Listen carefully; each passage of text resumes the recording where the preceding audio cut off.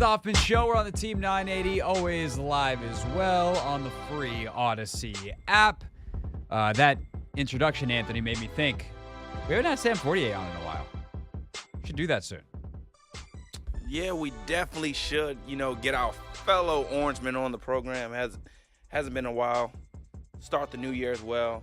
So I didn't set this up this way because I didn't know that Anthony was going to play that open, but we are having a fellow Orangeman on the show today. Yes, we are. Andrew Siciliano, NFL Network, also Reston, Virginia's own. He will join us coming up at 4:30 to discuss the top story of the day, which is that the Commanders are interviewing Raheem Morris and Dan Quinn. That is our top story, not because all of a sudden we think those two are the favorites. That is just chronologically speaking, the interviews that are actually happening today. They are virtual interviews, obviously. Ben Johnson of the Lions is tomorrow. Our guy, did we get Tim confirmed for tomorrow? Yep, we got Tim at 5 p.m. Love that. Tim Twentyman, who was awesome when we had him on when the Commanders played the Lions last year. He's going to join us for Insight on Ben Johnson tomorrow, so it's not like we're ignoring the top candidate in the eyes of many. It just so happens that today, Raheem Morris and Dan Quinn are going to interview. Of course, Morris, the current defensive coordinator of the Los Angeles Rams. Andrew, on top of being LA-based and hosting on NFL Network every day, also is around the Rams a lot as he does their preseason games on television. So be great to get Andrew's insight into Raheem, a guy that I know plenty of people that know as well. And he, to me, is one of the most interesting candidates of this cycle for certainly Washington, but really for anybody, because he has the most unique resume of anybody out there. And I don't know that I even fully understood everything that he's done. Like, I can read a resume like everybody else, but this morning, Anthony, we recorded Take Command, as we do a couple times a week, and some of that conversation you will hear at 5 o'clock today. But Logan was in Atlanta with Dan Quinn and Raheem Morris, so you'll get Logan's reflections coming up at 5 o'clock. But he talked about like how much he did, and I guess the veer that I didn't really understand in Raheem Morris's career was when he started coaching offense. And I was like, well, he went back to defense. He must have not been that good at it. But that's really not what it was. He's just a tremendous defensive coach. But he actually was really instrumental in the development of some very good football players in Atlanta. Probably chief amongst them. I mean, the best player that he coached was Julio Jones, and those were Julio's best years. So I would definitely think that the defensive perspective that Raheem was able to bring as a defensive backs guy to Atlanta under Kyle Shanahan, who he obviously knew from his time here in Washington together. It could be another member of the 2013, 2012, whatever year you want to pick, coaching staff that winds up being an NFL head coach. Of course, Ra has already been a head coach in the league, but probably got that job a little too young. Was just 33 at the time, and I don't see him as a retread because of that. This is a guy that is, more traditionally would have paid his dues and probably got a head coaching job a couple years ago if he didn't have that Tampa thing on his resume. Point being, what the perspective that he brought to Atlanta helped Julio have some of his best years. And then you combine that with guys like Mohamed Sanu, who was absolutely a project at wide receiver. Like, this is a former college quarterback who converted, tremendous athlete. And Raheem was there when they went to the Super Bowl. And it was a key part, passing game coordinator, in fact, if I'm remembering correctly, but certainly wide receivers coach on Kyle Shanahan's staff. Like, Kyle Shanahan doesn't trust just anyone with his offense. And Raheem Morris had that trust. And so I would certainly assume that since he left ultimately and when Dan Quinn was fired in 2020 and went and joined Sean out in Los Angeles and has done a pretty good job with that defense out there, this year had to do a lot of adjusting, and they shirted up by the end of the year to help them go on that run and ultimately, come up just short in the playoffs. Not really his unit's fault. If the offense could have scored anything in the red zone, perhaps Los Angeles advances. Instead, they kick a bunch of field goals, and Detroit wins that game by 1. But Morris would he's so plugged in. And it's something that I think is interesting when you think about head coaches. And this is something that I would, to an extent, worry about with Ben Johnson as well. Ben Johnson, Mike McDonald, these younger guys, and something that a guy like Sean and a guy like Kyle have been able to overcome. So obviously you can overcome this. It's just something that you have to have a good answer for in the interview is, Like, who are your people? Who's your staff? Do you have relationships with older coaches potentially to bring in and younger coaches? Like, do you have the relationships around the league if you haven't been around a ton? And a guy like Raheem could build one of the best staffs in the league.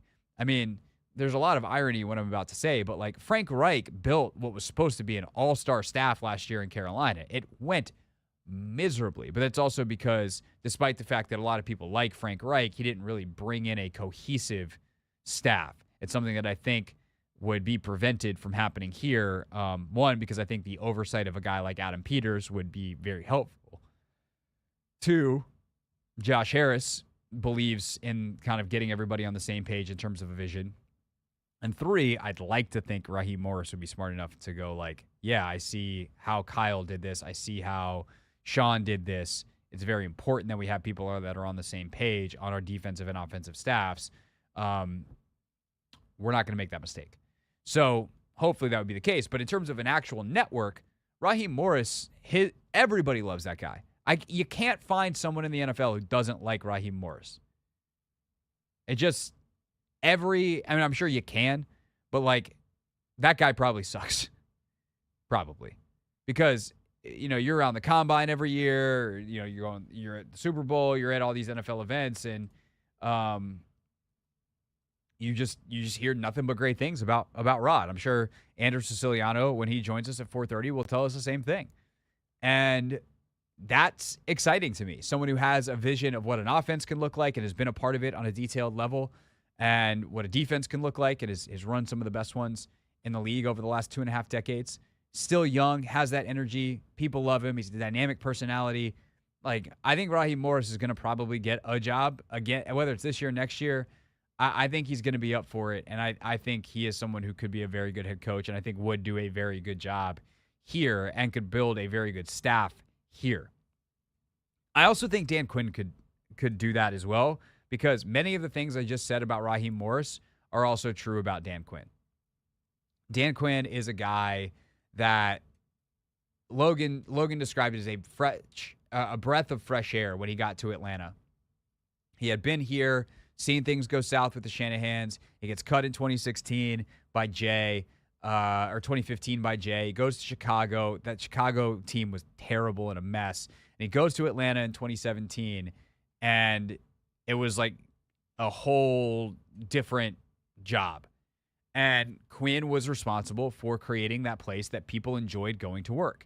He's also made mistakes in how he built that, especially in the aftermath of Kyle leaving, and who they paid, how much they paid them, the roster. Like, there's some GM issues that happened at that time in Atlanta as well, where they needed Matt Ryan to play like Matt Ryan 2015 or 2016, and he never got to that level again once Kyle left for San Francisco.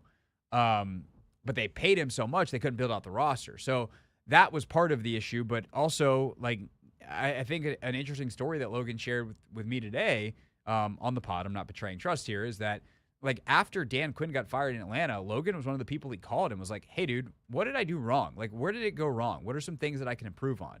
And that reflective nature, I think, is encouraging. And it's why I've said, like, do I have my favorites? Yes. Is this me endorsing Raheem Morris or Dan Quinn?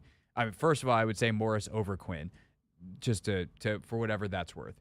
Two, am I saying that I am endorsing either of these guys over the guys that I have been higher on all along, mainly Johnson from Detroit? No, but there's a lot of good candidates in this cycle. Like, if you're looking for a head coach right now in the league, which, by the way, a quarter of the league is. There are 8 of 32 jobs open. That is 25% of the NFL is looking for a head coach right now. You can find a good one. Someone who should be good if you surround them with the right people and you make sure that they surround themselves with the right people. So that's exciting, I think, for Washington. Ultimately, do I think that Johnson is probably the better candidate, someone who's a little more innovative, who seems to be a little bit more dynamic, who really has helped build a culture in Detroit in a way that matters and has helped them win a bunch of football games, along with Dan Campbell, obviously being the main driver there as the head coach? Yeah, absolutely. Do I wonder about who Ben Johnson knows throughout the league because he's been with Campbell for most of his career? Like, who are his relationships? Who are the people that he would bring with him? And, I think Adam Peters and Ben Johnson being the top candidates would make this place very appealing to bring people with you. People are going to want to come work here, which is the first time that we've been able to say that for a long time. I'd have the same questions about Mike McDonald coming from Baltimore. He's literally only coached for the Harbaughs. John, for most of his career, starting as an intern in 2014, all the way up to what he is now as the defensive coordinator. And his one year that he wasn't with the Ravens, he was with Michigan, where he was the defensive coordinator there. So, like, pro, you've been at every level of one of the top organizations in the sport. Negative, you haven't seen how it's done elsewhere, and there's only so many people you meet when you stay in one place. So these are the kinds of questions that I wonder. These are the kinds of things that you worry about. And these are the kinds of things that, like, if you are actually Adam Peters and Bob Myers and Rick Spielman and Josh Harris and Mitchell Rales and Magic Johnson and David Blitzer, the people doing the interviews, these are the questions you're asking. I don't know the answers. And I think it's really easy for all of us in radio world and all of us in fan world to be like, that's my favorite guy. But realistically, what do we know if we don't know those answers? That's I think, what's most interesting. But with that said, based off what we know, Johnson's still the guy that I probably like the most. What he does is really, really great. He's very good at it. He has a clear vision for it. But guys like Morris and Quinn, I think, are also fantastic candidates, and I'm glad that Washington is talking to them today and kind of running out all the ground balls of the top candidates around the league. It's the Hoffman Show. We're on the Team 980. We're always live as well on the free Odyssey app. You can give us a call at 301-230-0980. Thoughts on the head coaching search as it is ongoing, 301-230-0980. Andrew Siciliano joins us at 4:30.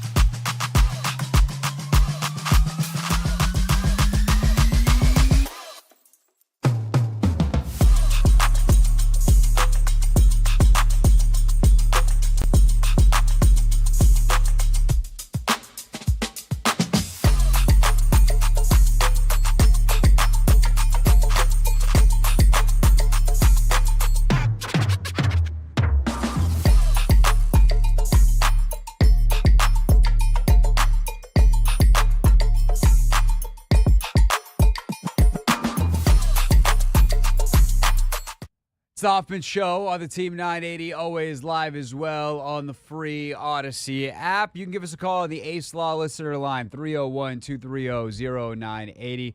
It's 301-230-0980. Of course, we're always streaming live on YouTube as well. I see the fine board behind me. We need to update that because Anthony and I finally got ourselves lunch today. Hey! You owe me money. I do, and I never knew what I owed. That's probably valid. I know I owe you 40% of whatever the total price was, though. Yeah, that is true. So I will.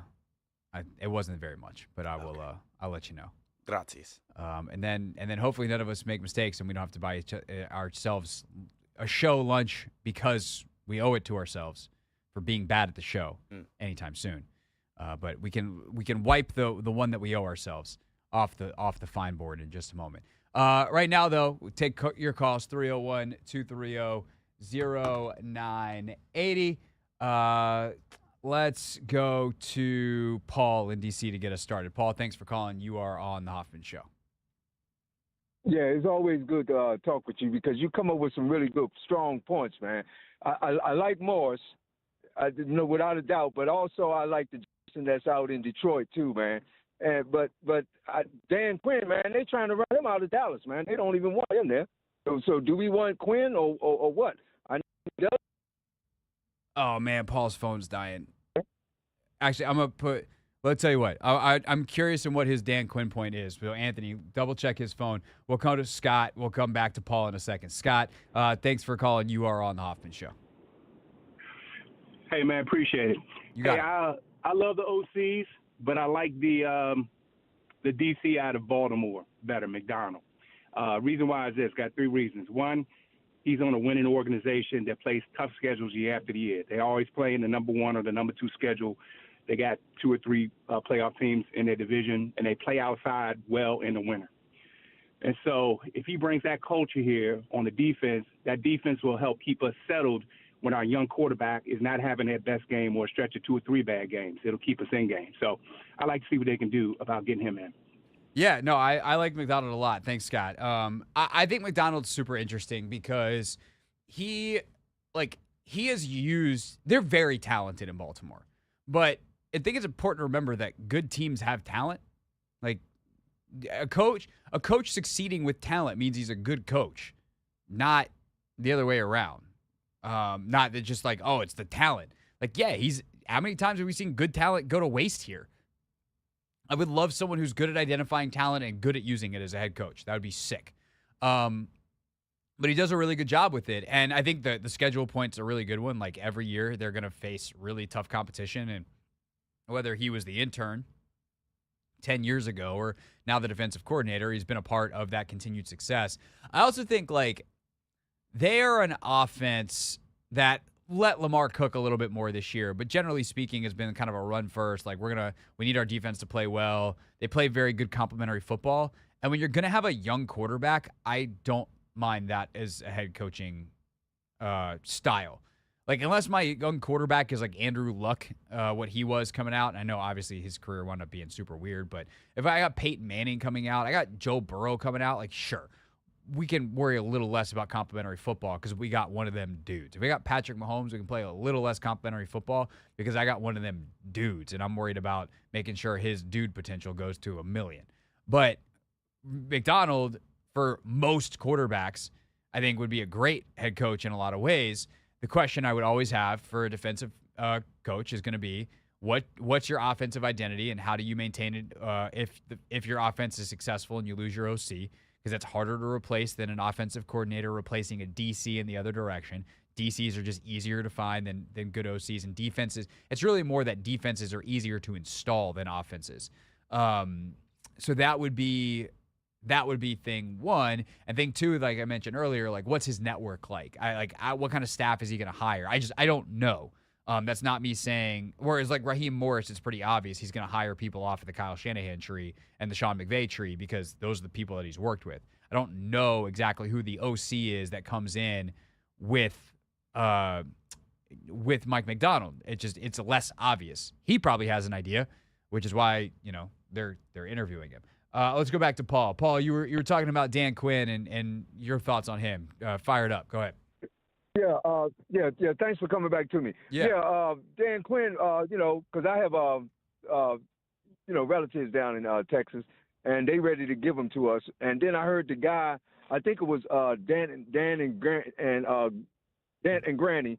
You know what I mean? Grant and Danny. And they were talking to the guy that's down in Texas, and he was evaluating them. You know, he wanted the evaluators, and he was talking the same thing, man. He said, man, they really want Dan Quinn out of there, man. So I think Dan Quinn is going to be a healthy choice for somebody. I just like the two youngins. I like Morris, even though he's been with us for a while, and I'll take the Ever Johnson. But also one of the callers just before me talking about McDonald, I like him too, man. Yeah. I just like the position that we're in right now. I agree, Paul. I think thanks again for the call and for sticking with it through the phone trouble. I think Washington is in such a good spot because the head coaching candidates this cycle seem to be really good. Even like the second tier candidates, your retreads, I think are good, so to speak. Like Dan Quinn, I mean, shoot, if you want to count Bill Belichick as a retread, like he's the greatest coach of all time. Do I want him here particularly? No. But like, is Atlanta smart to go after Belichick? Hell yeah. Their roster's really good. And if Belichick can take that talent and get the most out of it, like Atlanta could be really good next year if that's who they go with.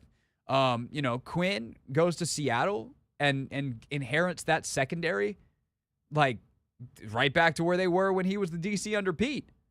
Like that, he knows the culture there. He knows what they want to do. Like you keep Shane Waldron as the OC, like you can cook with Dan Quinn as your head coach in Seattle. The problem is going to be when Shane Waldron gets a head coaching job next year, what do you do offensively? Did Dan Quinn learn from his previous mistake, and is he grooming someone to take over a year from now, assuming that Waldron continues to grow and his stock continues to rise? Like, these are the questions that I would have, and I would hope they have good answers. But I'm also, with the callers here, like the young guys I think are super interesting. I think they're ready in most cases to come on and do the job. And, they'll have some learning to do, but you surround them with good people. And Adam Peters, by the way, is a great resource for that.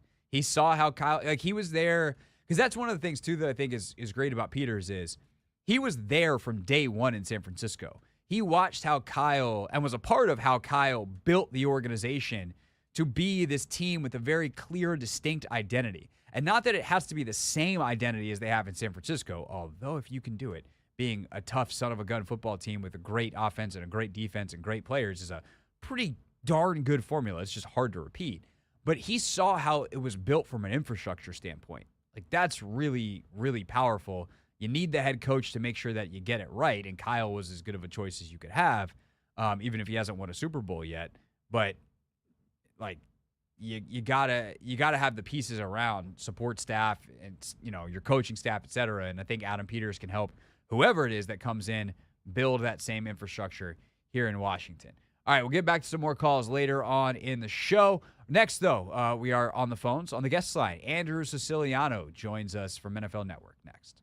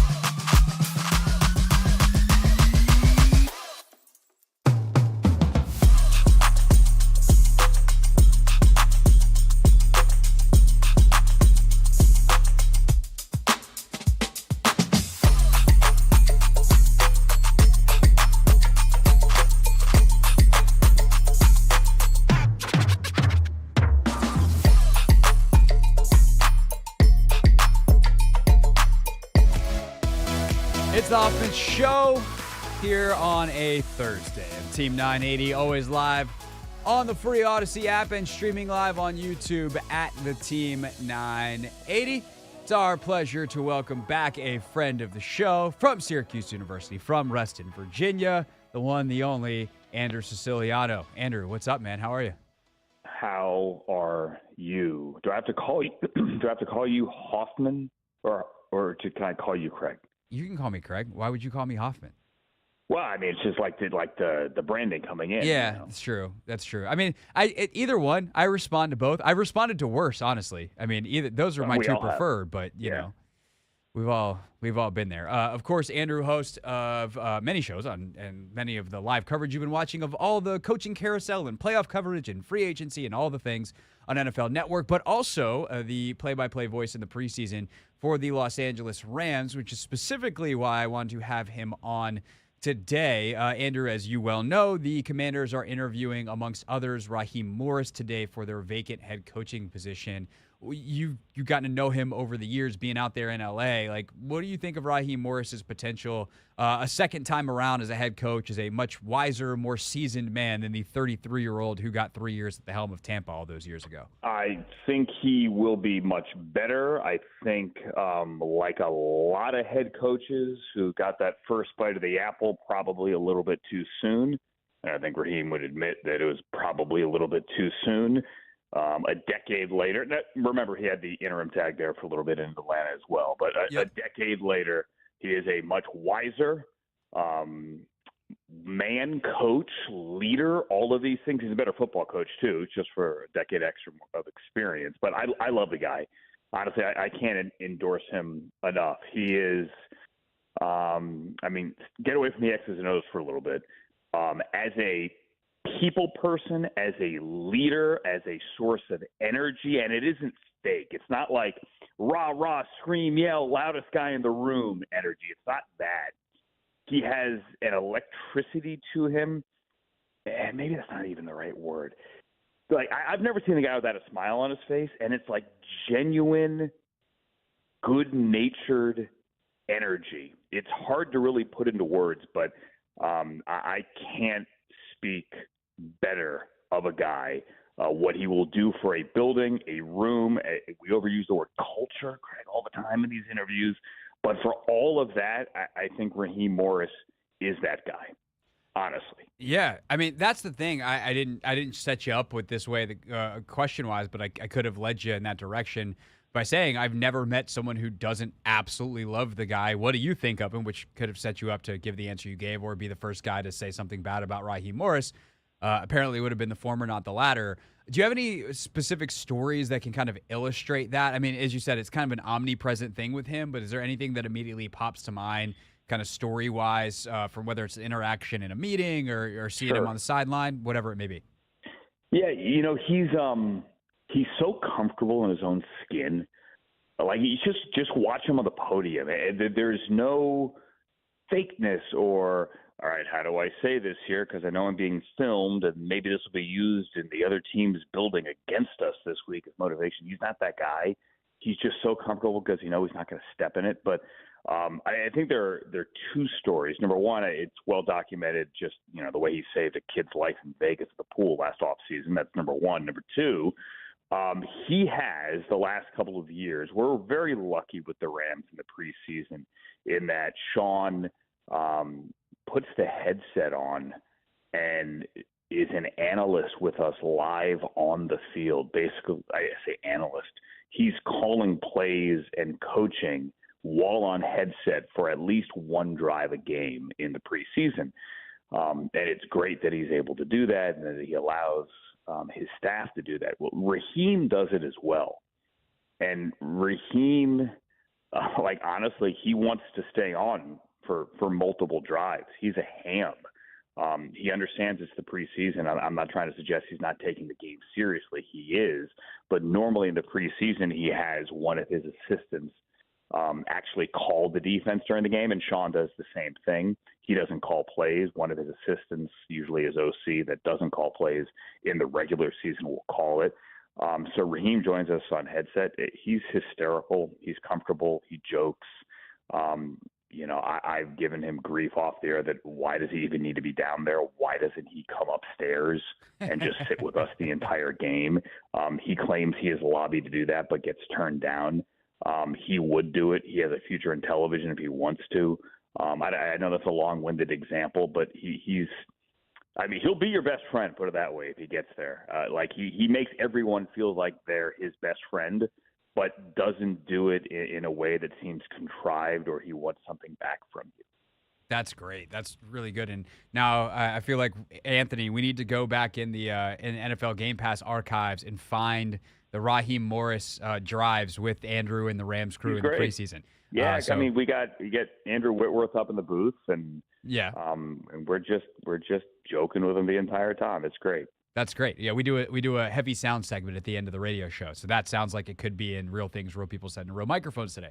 Andrew Siciliano, not just guesting, but helping produce the show, unbeknownst to him, with us here on the Hoffman Show. Of course, Andrew, NFL Network as well as the Rams TV preseason. So kind of putting your NFL Network hat on for a moment, Andrew, when you look at this Commanders job, they got the number one guy on the market for the GM round of hirings in Adam Peters. But for the head coach side of it, kind of in the national perspective, where do you rank this job in terms of, potential candidates? I think it's pretty high for a couple of things. Number one, the new ownership and the new GM and just a new slate, wiping it clean and the opportunity to get in there on the ground floor on something new that people are optimistic about. I think those are all positives. And that number 2 pick doesn't hurt, does it? No, not at all. Yeah, you combined new ownership, new GM, fresh attitude, fan base that obviously we all know is just dying and energetic to get back in there for something new and fresh in the future. And the number 2 pick, I think it's pretty high. I mean, look, you could say Atlanta has an owner willing to spend money and great skill position players and all those things. Sure, of course they do. And a winnable division in the NFC South, more winnable right now than the NFC East. Yes, all those things. You say LA has the quarterback in Justin Herbert, the great weather, and a brand new facility that's opening in the spring. Yes, all those things. There is competition out there.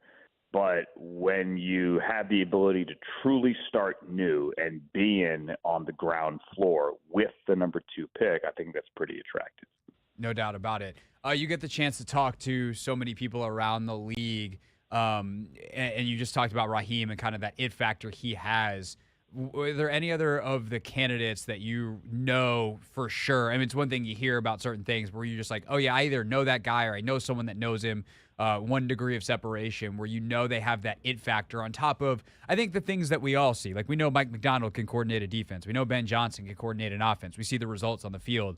But that next level it factor that does so often go into being a successful head coach. I'll say this. If you talk to the people in Detroit, they were so happy that Ben Johnson didn't leave. And they feel like they dodged a bullet last year when Ben was this close to taking a job and then backed out. Maybe backed out's not the right way to say it, decided to stay.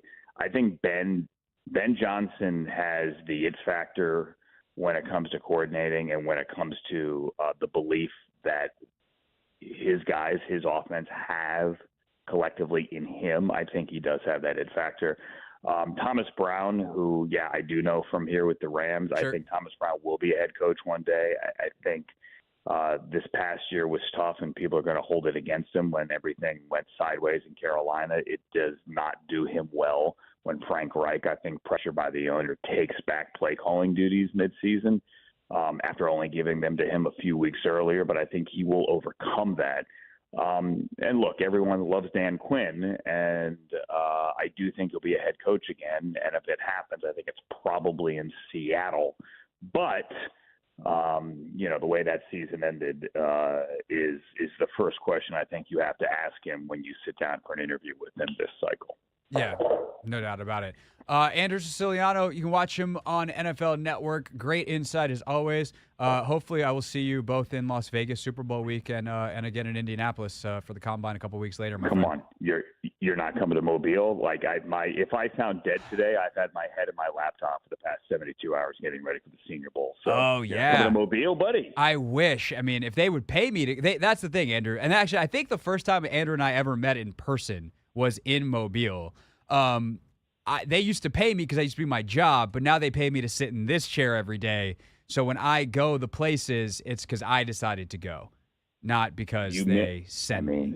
You know, there are few things better than L.A. in February, and I mean Lower Alabama. I mean, it is. It actually, in all seriousness, Mobile, of all the things I got to go to when I was a beat reporter, the Senior Bowl was my favorite one every year, hands down. I mean, joking aside, I love it. It sets you up for the entire year, and you learn every player's backstory before they get to the league. And so many of those players are factoring this weekend, whether it's like Jaden Reed or Luke Musgrave, or go back last week and just here with the Rams. Last year, Puka Nacua and Steve Avila and Davis Allen and all these guys, Byron Young, all those guys, Senior Bowl guys, and you get to know them and you get to know their stories before they make it big.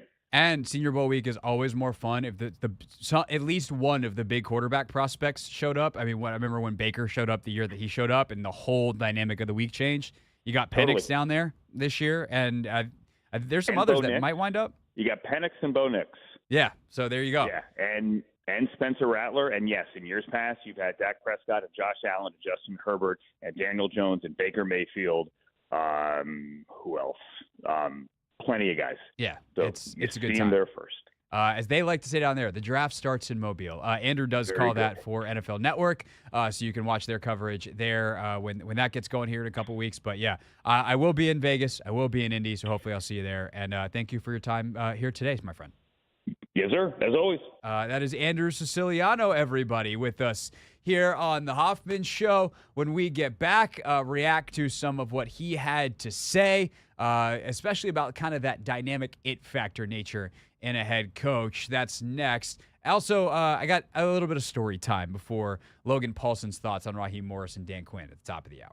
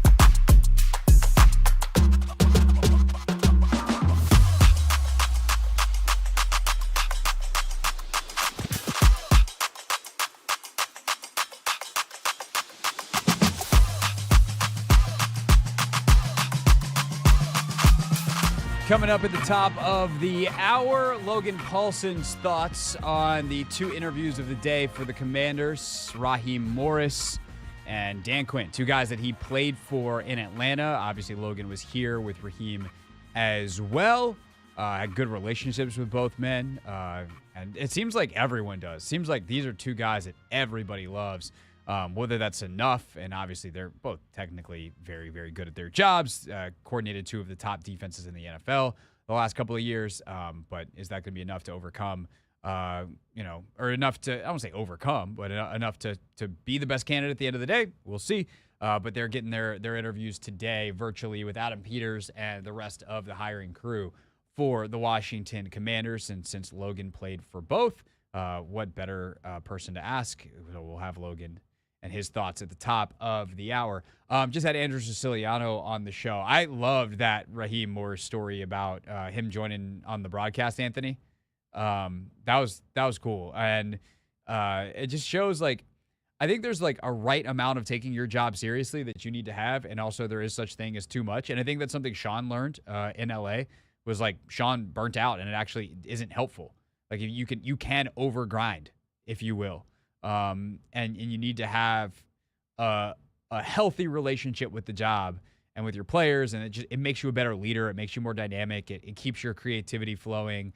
It keeps your problem-solving ability high, and it seems like Raheem has that. And like, in so many ways, it's a shame that he was the head coach of the Tampa Bay Bucks so young. I mean, he was 33 when he took the job. That's how old I am. That's crazy to think, like, oh yeah, I could be an NFL head coach right now. Shoot. Like, I can't imagine how much more I'm going to know about everything in 15 years. And it's like, it's good as long as he gets another shot. I just hope that no one looks at him and is like, oh, we can't give him another shot. I'm not saying that means he should be the favorite here, but like, the more I learn about Raheem Morris on the field, off the field, around the field, everything, the more I like the guy, and just really hope that he gets a shot somewhere, and I hope that it goes well for him, because he seems like the best dude that you could ever meet. Yeah, and I also just feel as though we've seen so many retread coaches that honestly probably shouldn't have gotten second chances. Josh McDaniels, for instance. But, he's been given a second chance, and I think Raheem, having more time in the game, a chance to, learn under some phenomenal coaches. Oh, yeah. So I just think he's more than deserving of an opportunity, to be honest. And I'm excited to see. And hopefully he gets mentioned along with those 2013 Washington franchise. Update the graphic. Please, I man. was joking with Logan this morning. I was like, wouldn't it be nice if they hired Slowick or Raheem and it worked out? Because then you could find, like, so many franchises have benefited from the Washington 2013 staff. Yep. This Washington not being one of them. So it'd be pretty cool if, like, eventually it's like, oh yeah, full circle, finally close that loop. Yep. Unrelated to any of that, Anthony, I thought today was going to be an incredibly stressful day. It was a breeze? What? It was a breeze? Like it was an easy day? No, it turned out to be an easy day because we, my wife and I, were supposed to get our brand new couch delivered today. This couch we ordered back in October. We knew it would be 10 to 14 weeks, end of October. So it's on schedule. Uh-huh. But we've been waiting for it. And we get the call earlier this week. It's like, hey, or we get the email last week. It's like, schedule your delivery. Amazing. Schedule for Thursday. It's like, it could be 8 a.m. to 6 p.m. It's like, crap, one of those, huh? And so there was a chance that I was like, am I going to have to try to do this show from home and also let someone in to deliver a couch? Because Rachel had something to do at 5:30 today and whatever. But no, okay, yesterday, get a text and a call to confirm, hey, your window is 11:30 a.m. to 3 p.m. So I was like, that's still kind of tight. And also, we had to move. We currently have two couches that we brought over from our old apartment, and they face each other. And then we got a sectional, so it'll be one big couch now. But we had to take one of those couches and move it up 2 flights of stairs in our home. And then we had to find a way to dump the other one. So Rachel and I get up this morning. We move the one couch upstairs successfully. Proud of us. We did it. No marital fighting. Just pure production from the Hoffmans. We're good at this. It's right up our alley. We're lifting stuff. I mean, come on. Freaking fitness nerds over here. But then she had gotten on TaskRabbit and found a TaskRabbit that was going to be able to come and take our old couch away. I was like, amazing. This is fantastic. So we put together some other furniture that we had got to go with this couch, and Rachel goes and takes one of the boxes out. I'm like putting on my shoes and my coat to go help her with the trash, and I get a phone call to tell us that our couch isn't coming today. Oh, come on. And I'm just like, I'm sorry, what? They're like, well, we haven't gotten all the pieces to the warehouse yet. So, like, all the pieces have to go to the final warehouse, and then we deliver them to you. And we don't have all the pieces at the final warehouse. You know, the weather's delayed it. We're really sorry. And I was just like, look, I understand things happen. I understand. And I literally said this to the customer service rep. And I was like, I want to be very clear. This is not your fault. You're just the person who's answering the phone. I understand that the truck could have gotten a flat tire on the way here. There are no guarantees. But when you call me 24 hours prior to confirm the delivery for today, you don't think you could have mentioned that maybe we're still waiting on a piece and there's a chance? Because now we got to cancel our TaskRabbit, and thank God, a shout out if you're a TaskRabbit who was scheduled to deliver a couch this morning. Hope you like my takes because you're coming to my home at some future date. But he was great. We obviously now have to make sure that one of us is home to deal with the new delivery, which we don't know when it will be because we haven't gotten a call back from them to say, hey, we finally got your couch. We'll see you tomorrow. Nope. Hilariously, we were supposed to have friends over for dinner tonight. They had to cancel before we got the couch cancellation, which turned out to be a gigantic blessing in disguise. But now our living room is hilariously disassembled because we just have the one couch and a place where the other couch is supposed to go. It's just, I just think that from a customer service standpoint, you can't prevent the weather. You can't prevent accidents. What you can do is when you're calling someone to confirm a delivery of a pretty significant piece of furniture that involves, and they even tell you on the call, please make sure the area is cleared. We need a clean path. We need, if you have any other couch, like I asked them, can you help us remove our old couch? They're like, no, we cannot do that. I was like, okay, fine. It seems silly that I couldn't pay, you know, like you guys should offer that as a service. I'd pay you extra money for it. I'm not asking for a favor. You're a business. But it seems like you should actually have the couch. That's all I'm saying. You know, that seemed fair, not too demanding, not too high maintenance of me. Yeah, I'm just more upset that they confirmed the delivery only to tell you less than 24 hours later that they didn't have all the pieces. That is insane. Hey, we're calling a confirmed delivery of your couch. Fast forward to the next morning of delivery. Hey, sorry, we don't have your couch. So your delivery is canceled. It's like, man. Yeah, no kidding, my delivery is canceled. You don't have the couch. You think you could have mentioned that yesterday? And it's been months. Yeah, it's not like I've been waiting on this couch for... I mean, that's the thing. If they were like, hey, we're really sorry, we anticipated... Because if this was the call yesterday even. Hey, we're really, really sorry that, we know you've been waiting months for your order, but we anticipated it being here by today for delivery tomorrow, and it hasn't arrived yet. As you know, there's been storms, and that interrupted delivery. Okay. No, hey, that's a bummer, but, we've waited 2 months. What's another 2 days? Don't worry about it. Please let us know when you have it. Instead, it's like, okay, we'll see you tomorrow. Wow. Anyway. And you haven't gotten your new delivery date? No, unless Rachel has gotten a call since I've been on the air, which she shouldn't have because they were supposed to call me first, and then if I didn't answer, they're supposed to call her. So, yeah, we haven't gotten, hopefully by Monday we have our couch. But not great, Bob. Not great. All right, we get back. You know what is great? Logan Paulson and his insight on football, especially when we're talking about head coaching candidates that he played for. He played for Dan Quinn. He played for Raheem Morris. They're getting interviewed today by the Commanders. Logan's thoughts next on the Hoffman Show.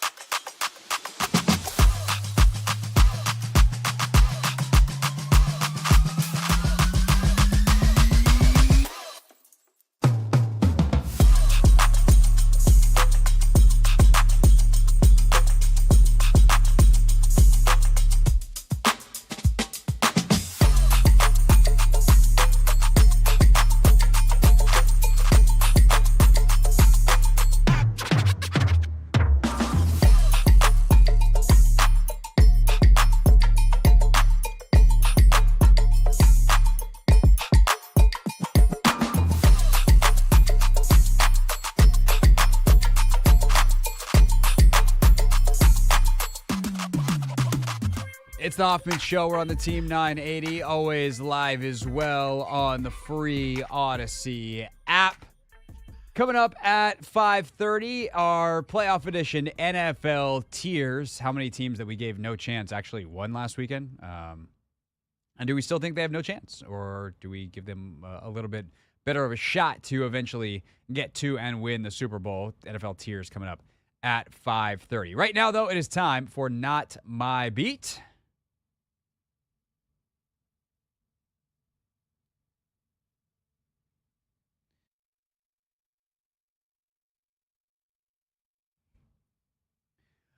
All right, so today's Not My Beat. A little bit of take command for you, fresh off the pod mics, if you will. Logan and I recorded this just this morning, and when we talk about, our top story from the perspective of someone who was there, Logan was there for the Dan Quinn era at 2016, I should say, in Atlanta. It's the year after Quinn and company went to the Super Bowl, hired Steve Sarkisian as the head coach. The wide receivers coach was a guy named Raheem Morris. Well, today, Dan Quinn and Raheem Morris interviewed for the Commanders' open head coaching position. So we spent a good amount of time, about 20 minutes on the podcast, talking about those two men and more. You will hear one reference to some points made earlier in the podcast. We spent the first 15 minutes or so talking about Mike Macdonald's candidacy. So if you want to hear that and some of the things that we talked about being important, then obviously you should go listen to the full edition of Take Command. We also did a version of NFC East Would You Rather, which was fun. Who would you rather have for the next 3 years if your goal is to win a Super Bowl?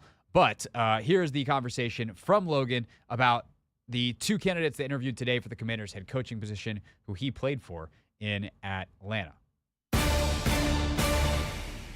All right, let's talk about two coaches that you know and have played for. And in fact, we're on the same staff when you were there in Atlanta. Raheem Morris, Dan Quinn. Let's start with DQ. Yeah. He was your head coach in Atlanta. We have certainly talked about him before. And I will say it's really tough for a head coaching candidate to lose in the playoffs the way that he did. Does that define him? No. But it is an outsized data point because the whole league is watching, and that includes the owners that are going to hopefully hire you. Where week in, week out, they're either on their yacht somewhere or at the game watching their own team. They're not watching the entire league. They're certainly tangentially aware. But when the whole league sits down and watches you get gashed in the way that defense got gashed for the Cowboys, probably not the best thing to have as the last piece on your resume for Dan Quinn going to these interviews. That said, he's also got a Super Bowl ring as defensive coordinator with Seattle. And he obviously made another Super Bowl there in Atlanta with Kyle, and we all know what happened in that Super Bowl. It's not great. So with that said, Dan Quinn, head coach candidate, how do you like him? I mean, I can't say enough good things about Dan. I think when I went to Atlanta, it was like a breath of fresh air for me in my career. And quite honestly, because he just did such a good job of creating like one of the best cultures I've ever been around. Like, it was so fun to come to work. It was so fun to be a part of his vision. He cared about the players. He's passionate about the players. Obviously, he's a smart football guy. But, I can't speak to McDonald and what he does, right, and how the guys like him. But having been a player for Dan, I know he just builds relationships at the highest level, and I know he has a really good relationship with Kyle. Kyle's got a great relationship with Adam. So I think when you're getting a referral from Kyle Shanahan, I think that's a big deal. I also think, one of the things I brought this up a couple times on the show, and to me, it's one of the most valuable things that he's done. Like, despite all the stuff he did for me in Atlanta, what I saw him do with the team there, like, after he got fired, I remember he called me and said, I'm trying to figure things out, like where I went wrong. And like that reflectiveness, that growth mindset, I think is so important. So I don't think he's going to make the same mistakes that he made in Atlanta. And I think he's going to he's just a good dude, man. Good dude, awesome coach. Can't say enough positive things about him. I think the team would be very lucky to have him here. Obviously, he's a little bit older, and is this the right fit for what Josh Harris wants with Adam? I don't know. And so that's, again, something that goes through in the interview process. But in terms of building a culture, a positive work environment, you're going to be hard pressed to find a guy better than that in terms of building relationships with players. So again, like, it's more than that. It's, again, does the vision align with what they're trying to do in the front office here? But in terms of that kind of stuff, he's excellent.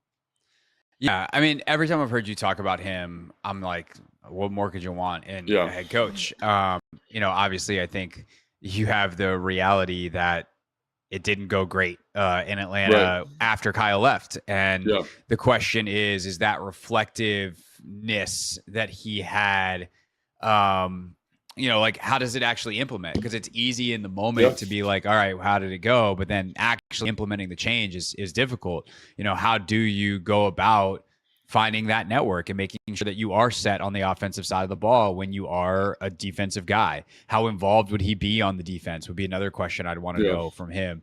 And I don't know, when he was the head coach in Atlanta, like how hands-on was he versus obviously coming off a tremendous coordinating run in Dallas, even if it has the sour ending? Yeah, so I think, obviously one of the things about Dan that you love is, again, you see some of that same innovativeness that you see from McDonald, right? Putting playmakers in good positions to be successful, taking away the most valuable asset, disguising coverages, getting guys coached up. It's all there, right? It's a good defensive mind, just a different way to get to it. So when I was in Atlanta, he had rescinded defensive play calling duties. He had kind of gone in a different direction. And I think, and he was just kind of purely a head coach. And, during my time there, it got really bad defensively, and he had to kind of get back in the saddle and take on play calling duties again. And I think that's also a really good example of, everyone talks about the Kyle Shanahan thing, but I think it's important to note, like, they just paid Matt Ryan a lot of money. They just paid Julio Jones a lot of money. They just paid Jake Matthews a lot of money, and they didn't really have a lot in terms of roster scaffolding outside of that. And I think, like, it was kind of the thing we're going to, I think we'll talk about this later, maybe with Philly or with Dallas. Like, when you pay that guy a lot of money, it becomes really hard to make a roster around it. So near the end of that, like, the roster just was not very talented. So it was really hard for us to be competitive in football games if Matt wasn't playing lights out, if Julio wasn't playing lights out, right? And I think that's something that, again, is something you got to learn from if you're him, and kind of how we're going to build this team and issues, right? So it's not only the coordinator leaving, but it's also kind of the degradation of the roster after Kyle leaves, because you got to pay good football players, and they paid those guys a ton of money. So I think that's kind of another element that needs to be considered in terms of how he built that team. And so when he was calling the defense, like, it wasn't great, but I think it's also because the defense at the time wasn't very talented, and I think we've seen here firsthand, like just looking at these candidates, like Ben Johnson, that offense, he's doing a lot of innovative stuff. Very talented group. McDonald, very talented in terms of what they have in Baltimore. Even in Dallas, a very, very talented group. So I think that all has to be considered when kind of looking at the coach and looking at what's going to happen year 1, year 2, or year 3 with them, because they got to kind of build this sucker back up. Right. So I think that's a good, like, pause, timeout. Let's get more general for a second. The goal is to have good players. Yes, right. And they've got some here that feel like they've been terribly misused, whether that's offensively or defensively. You just kind of look at the tape sometimes and you go, there's got to be a better way to do that than this. Like that guy, whether it's 17, whether it's 1, some of the stuff with Curtis when Scott was here, where you're just like, how come you can't get him the ball more? Yeah. And sometimes there's explanations of there's only so many balls to go around. Oh, they ran 35 plays in the game because the defense did whatever. Like, sometimes there's individual specific things, but on a macro level, I think it's a very fair criticism of the last 4 years to say there are talented players that have not been maximized. And also, it is fair to say that the goal is, in building a football team, this is earth-shattering analysis, is to have good football players. It's true, though. And when good coaching meets good players, that's when you win at a major level in this league. And so the fact these guys have shown the ability to do this is ultimately a good thing. It's just, it makes it a little harder on the evaluation to parse out how much of it is, hey, they got great players, versus, wow, they're really doing this with the X's and the O's and the coaching and the teaching and all the other stuff that goes into it. Yeah, and I think Dan, when you look at his resume, Quinn specifically, like, think about how bad that defense was before it got there. And I think one of the reasons it's better, it was like an overnight transformation in terms of production, is because of how he's able to motivate guys. I think that's obvious, when you look at him and his career. I think with Ben Johnson, it's a little bit more challenging to kind of parse out who's the motivating factor there. Is it a Dan Campbell? Is it him? Is it, is Jared Goff this dynamic leader in that room? Does he fit that style? So I think that's where it becomes a little bit more challenging. I think Dan has shown, his resume, to me, the transitions he's gone through has shown that he can motivate guys at a high level. But again, you need talent. And I think that's you look at these teams, you look at Baltimore's a great example, Detroit's a great example on the offensive side of the football. They have pieces that I think are probably less talented in other locations. but they fit the vision of the coach. And I think that is why this relationship is so important. Like, we can talk about resumes all we want, but it's really, how does Adam Peters and whoever coach come in, communicate that vision, and then how does Adam Peters show to get the players you want in the organization? Like, at a high level, he's shown that he can do that. It's just about, is that coach able to identify his vision, communicate that vision, and then let's build this roster out. Because I think you look at San Fran, and when I got there, 17, that wasn't good. I think that was his first year, and Adam Peters, his first year. But Kyle, you better believe he's got a great vision for that roster, right? Great vision. And look at that roster now. It is an encapsulation of Kyle and his perspective on football. You know what I'm saying? And that's because they had such a good working relationship. That's why, to me, again, the records, the offensive innovation, all that's important, but it's, what is your vision? Can we get it identified, and can we get it communicated? And again, like, I think Dan has shown an ability to do that.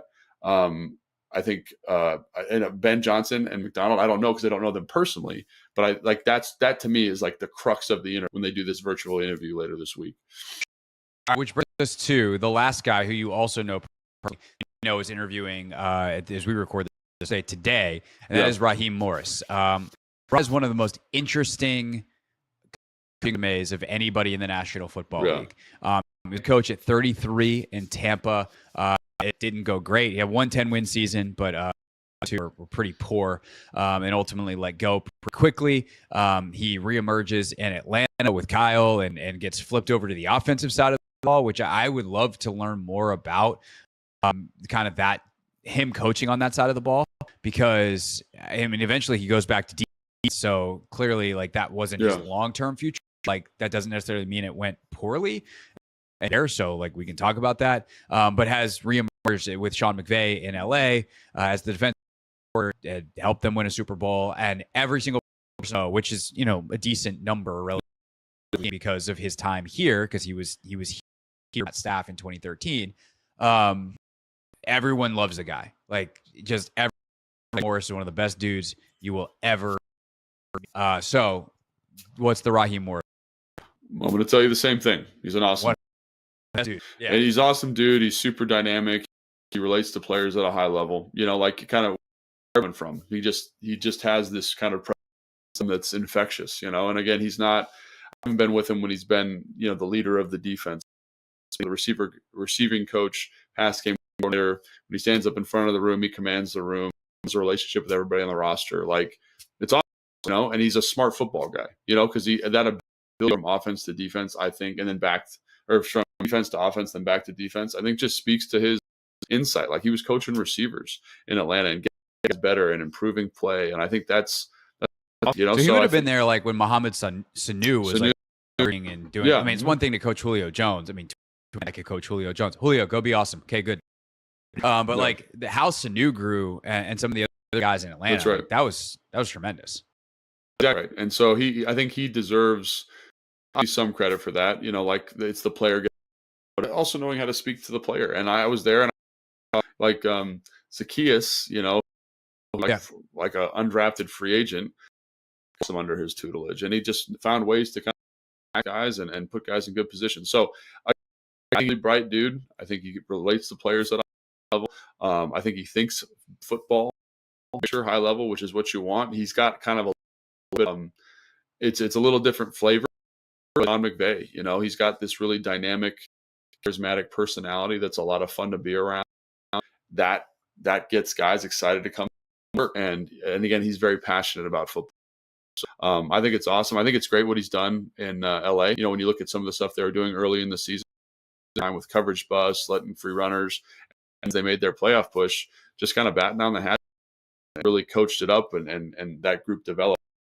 So I got nothing but about him. After I got cut, I remember he reached today, said, "Man, it was great working with you for the year," and I appreciate that kind of stuff, because I think there's a huge thing that often gets forgotten, and for him to kind of be able to hit on that and still be a good is fantastic. So, and to me, that fits Adam Peters' vision for the coaching staff, right, or for the staff in general, is we have good relationships. We want to be able to make tough decisions, but also remember the humanity of it. I think that speaks to That raw Raheem fits that, I think. Yeah, he's my dark horse candidate that I really would be curious about because he has the network. Like talking about McDonald, like does he have the network? Like Raheem Morris knows everyone. Everybody loves him. Yeah. Like that dude would have no problem putting together a bomb coaching staff. Right. And I do think the fact that he would probably be running, like he would be demanding of running the Sean, some offshoot of that offense. Sure. And there are plenty of guys around the league that are capable of being the OC there. So if all of a sudden you get someone who moves on, you do have the ability to keep some level of continuity. But he's plugged into those trees. He knows everybody. He's someone that people want to work with and for. And unlike not to feel like I'm putting down Dan Quinn at all, but like Dan Quinn to me fits the retread more than Raheem Morris does. Sure. Like Rod got the head coaching job when he was 33 years old and didn't really get the best shakedown in Tampa of it. And he'll tell you he didn't handle that well. Like, he'll be very honest. And I think, again, the self-awareness to be like, I could have done it better. That is always important to hear from a coach, and I think taking personal accountability is a big deal. Like not from for coaches, obviously, but in any type of leadership position. And I think all the guys we're talking about that I know are that way. And I think the organization would be very lucky to get any of them. But I do understand what you're saying about the Dan Quinn thing. Like Dan will be 54 this year. Raheem Morris is going to be. I mean, at this point, that Tampa thing was a long freaking time ago. He is going to be 48 this year. But that's still like, I mean, if he's your coach for 15 years, like. He's still a decade younger than Belichick is right now and Pete Carroll is right now. So, when you're looking for like the young, youthful energy, even though he was a head coach a decade ago, like you check that box with Raheem Morris. Dan Quinn's got tremendous energy. He brings dude wears his hat backwards. What more could you want? But it's different. To me, Raheem Morris isn't a retread. He's a guy that's been around for a long time who happened to be a head coach a long time ago. Right. No, I definitely understand where that's coming from. And I think it's like with both those guys, like I think Dan probably is, I would imagine him getting a head coaching job this cycle, but I hope the same thing for Raheem. I think because of the things you're talking about, I think he is an innovative guy. I think he's smart. I think he's a good leader. I think all those things are super important. And I think the maturity you mentioned, he got the job when he was 33. And I think I remember talking to him. He said, I wish I'd just been a little bit more mature about it. And again, like now he's here, what is that, 12, 13 years later, whatever the math is there, like that's a big deal. So I'm excited. I hope they both get jobs. I think they both deserve jobs. And it just depends on whether it's the right fit here in Washington or not. For sure. Other reporting is that Johnson is the favorite. I think a lot of that is just simple math of he's the number one guy and almost like kind of the consensus number one. And this seems to be the number one opening. So we'll see. It would be really nice if Ra or Slowick got it. And finally that 2013, 2012 Washington staff picture gets to finally, like so many teams have reaped the benefits. Can we be one of them here? That would be cool. Yeah, that would be cool. And it's, it's funny you talk about Bobby. I think Bobby's probably a year away, but I mean, if the iron's hot and the situation's right, good for Bobby. So but I think they both deserve, long story short, I think they both deserve head coaching shots. It just depends on whether it's the right fit here, I think. And, only the only person who knows that, or the only people who know that, are Josh Harris and Adam Peters. So we'll get an answer sooner rather than later. Yeah. And they don't know it yet because they still got a bunch of interviews to do. Right. And like we talked about, especially with McDonald, like the interview portion is extremely important because you are interviewing for a different job than you have. Like it is coordinator and head coach are different jobs. So we've seen it all across NFL history, and understanding, as Adam Peters certainly does, like what an NFL head coach looks like. Does this person meet those qualifications is something they'll have to suss out in these interviews. What they won't have to do is compete with Philadelphia and Dallas for head coaching positions, especially Dallas. We know that for sure. It looks like Nick Sirianni is probably safe in Philadelphia as we record this. Famous last words. Sorry, Nick, that you apparently just got fired because we jinxed it. But no, it looks like Sirianni is going to be safe in Philadelphia and they're going to look to replace the coordinators. So what we're going to do is play a little NFC East Would You Rather, aka who would you rather be? The Eagles or Cowboys that just flamed out of the playoffs, or the Commanders with this fresh slate ahead, or the Giants in whatever state they're in. We will suss that out next.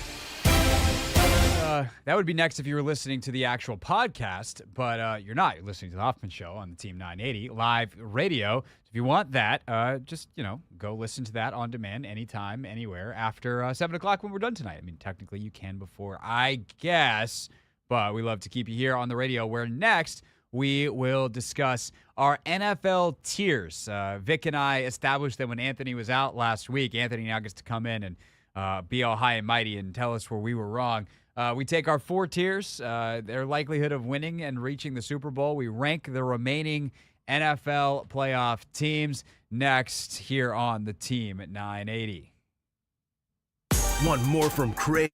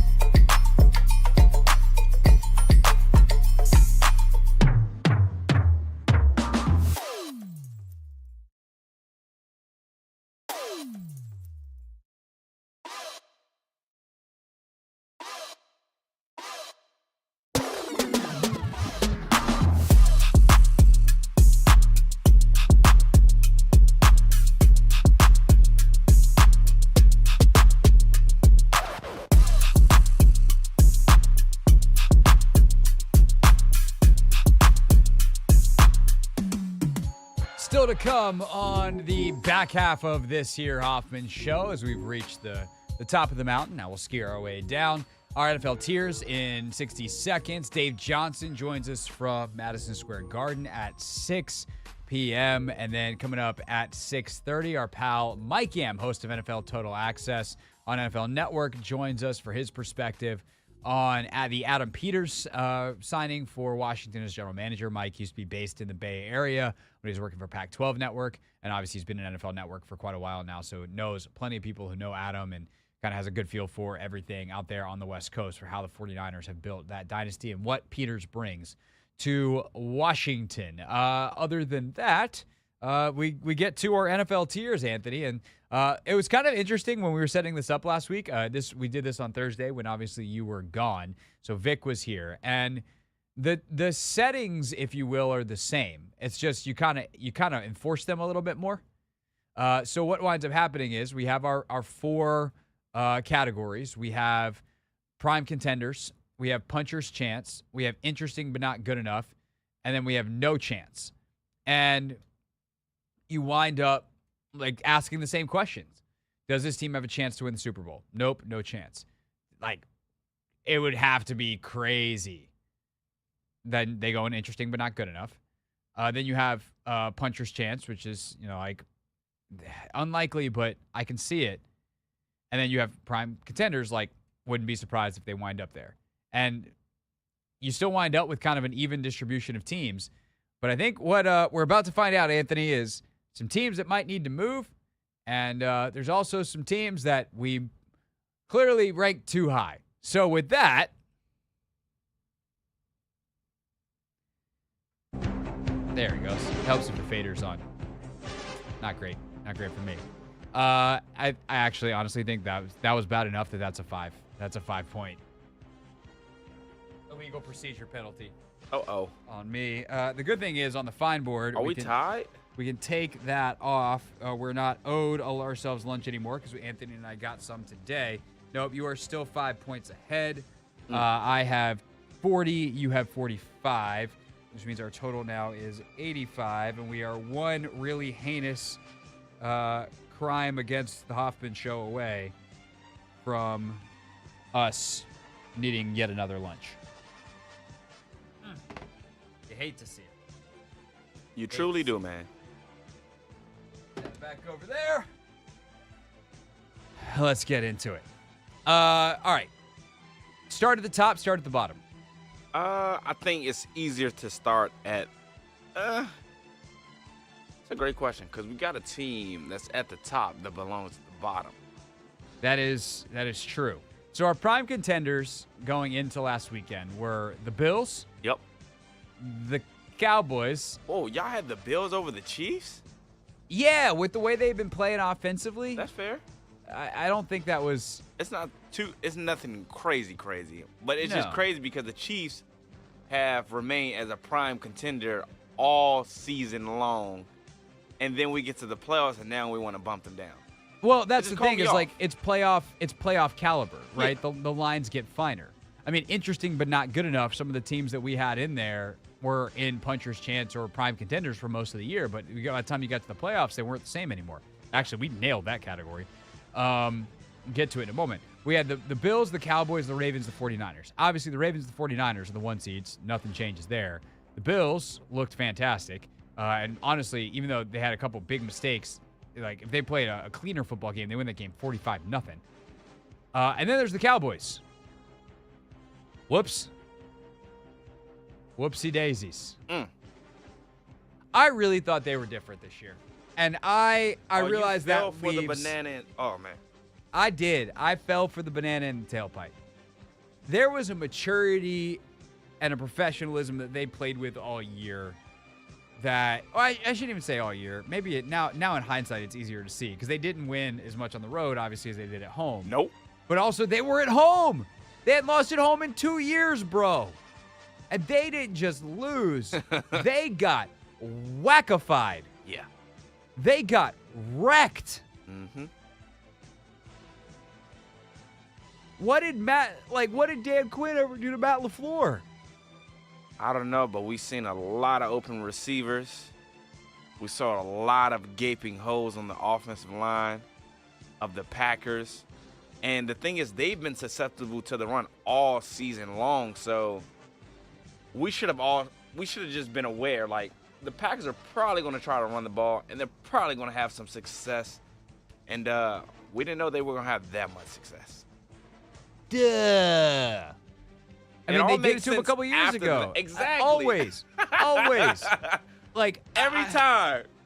The Packers were just so young, and they are so young, and we're gonna have to talk about them here in a minute. But they're so young. They're going into Dallas at home. Dallas have played with like this toughness and this edge all year, and I fell for the banana in the tailpipe, and so did Vic. Vic was right there with me. Yep.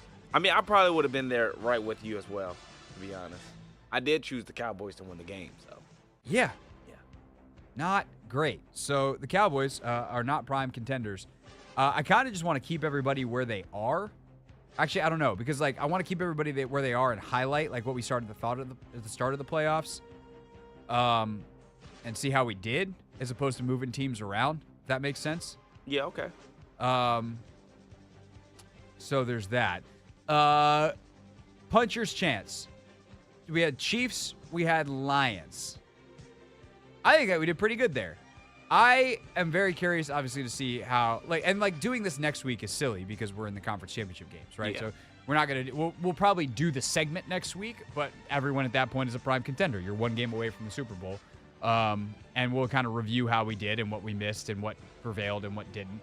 It's not like we're going to rank everybody next week. So Chiefs and Lions, I mean, with the Chiefs, they played a banged up Miami team, a warm weather team in the cold, a team built for speed in the freezing cold, down to guys that weren't even on the team the entire season, starting at linebacker for them.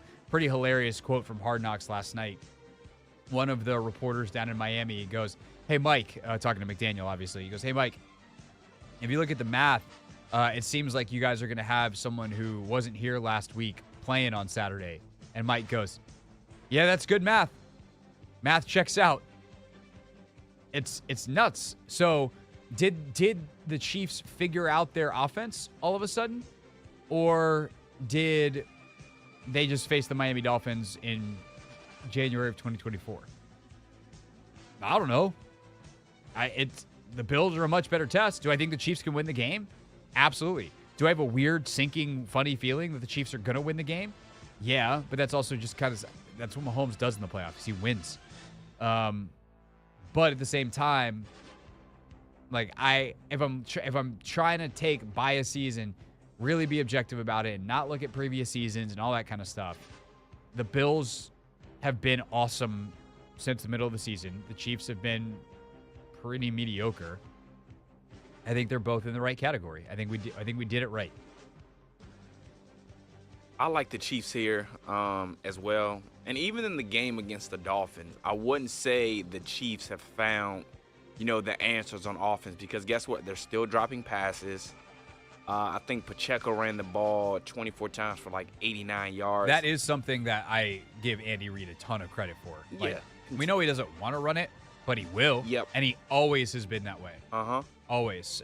Maybe not always remembered it in some big moments, as some Eagles fans are screaming from back in the day. But since he's been in Kansas City, he's always been willing to go back to that formula if he needs it. Yeah.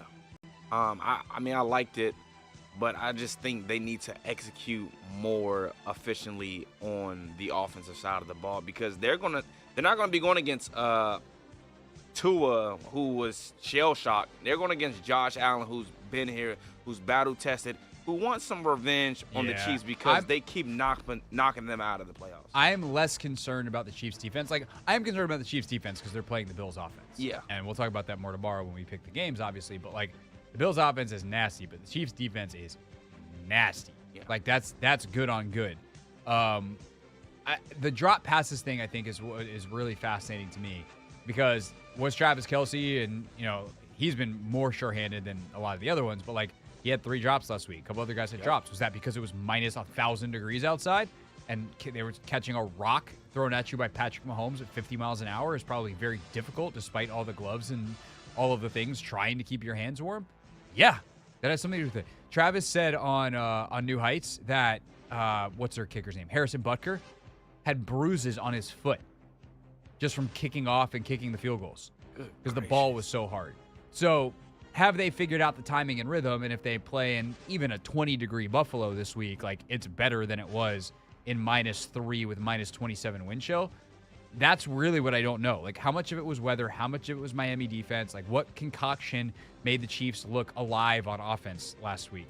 And how does it translate into this week against Buffalo? But that's why I think they belong in puncher's chance, is because I can't rely on that. I can't rely on their offense. All right, as for the Lions, we'll discuss them and everybody else that we haven't discussed and where they belong, because we definitely had some upset wins as well. The Packers, we'll talk about them next. It's the NFL Tiers on the Hoffman Show on the Team 980 and always live on the free Odyssey app. First, a look at what's trending.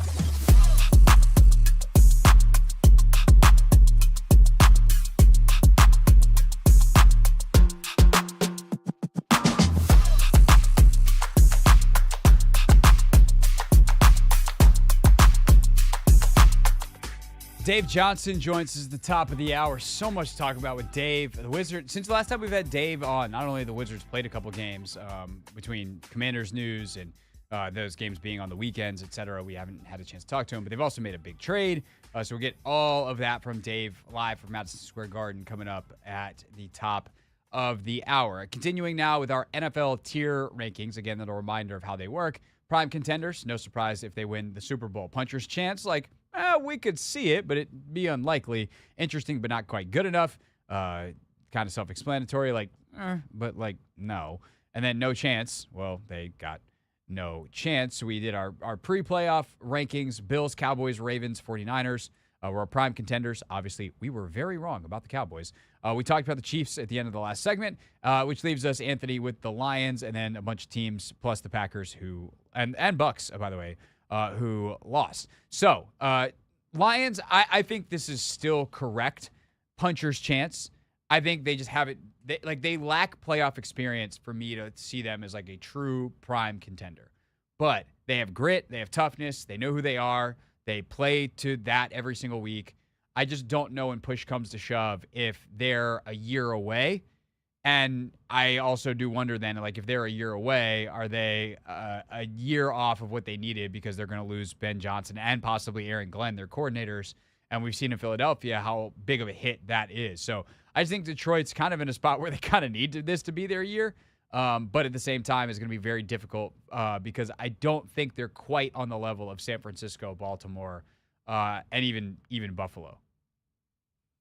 Yeah, I think coming into the playoffs, I would have definitely left them here. And it's for everything you said. They don't necessarily have a lot of, championship pedigree.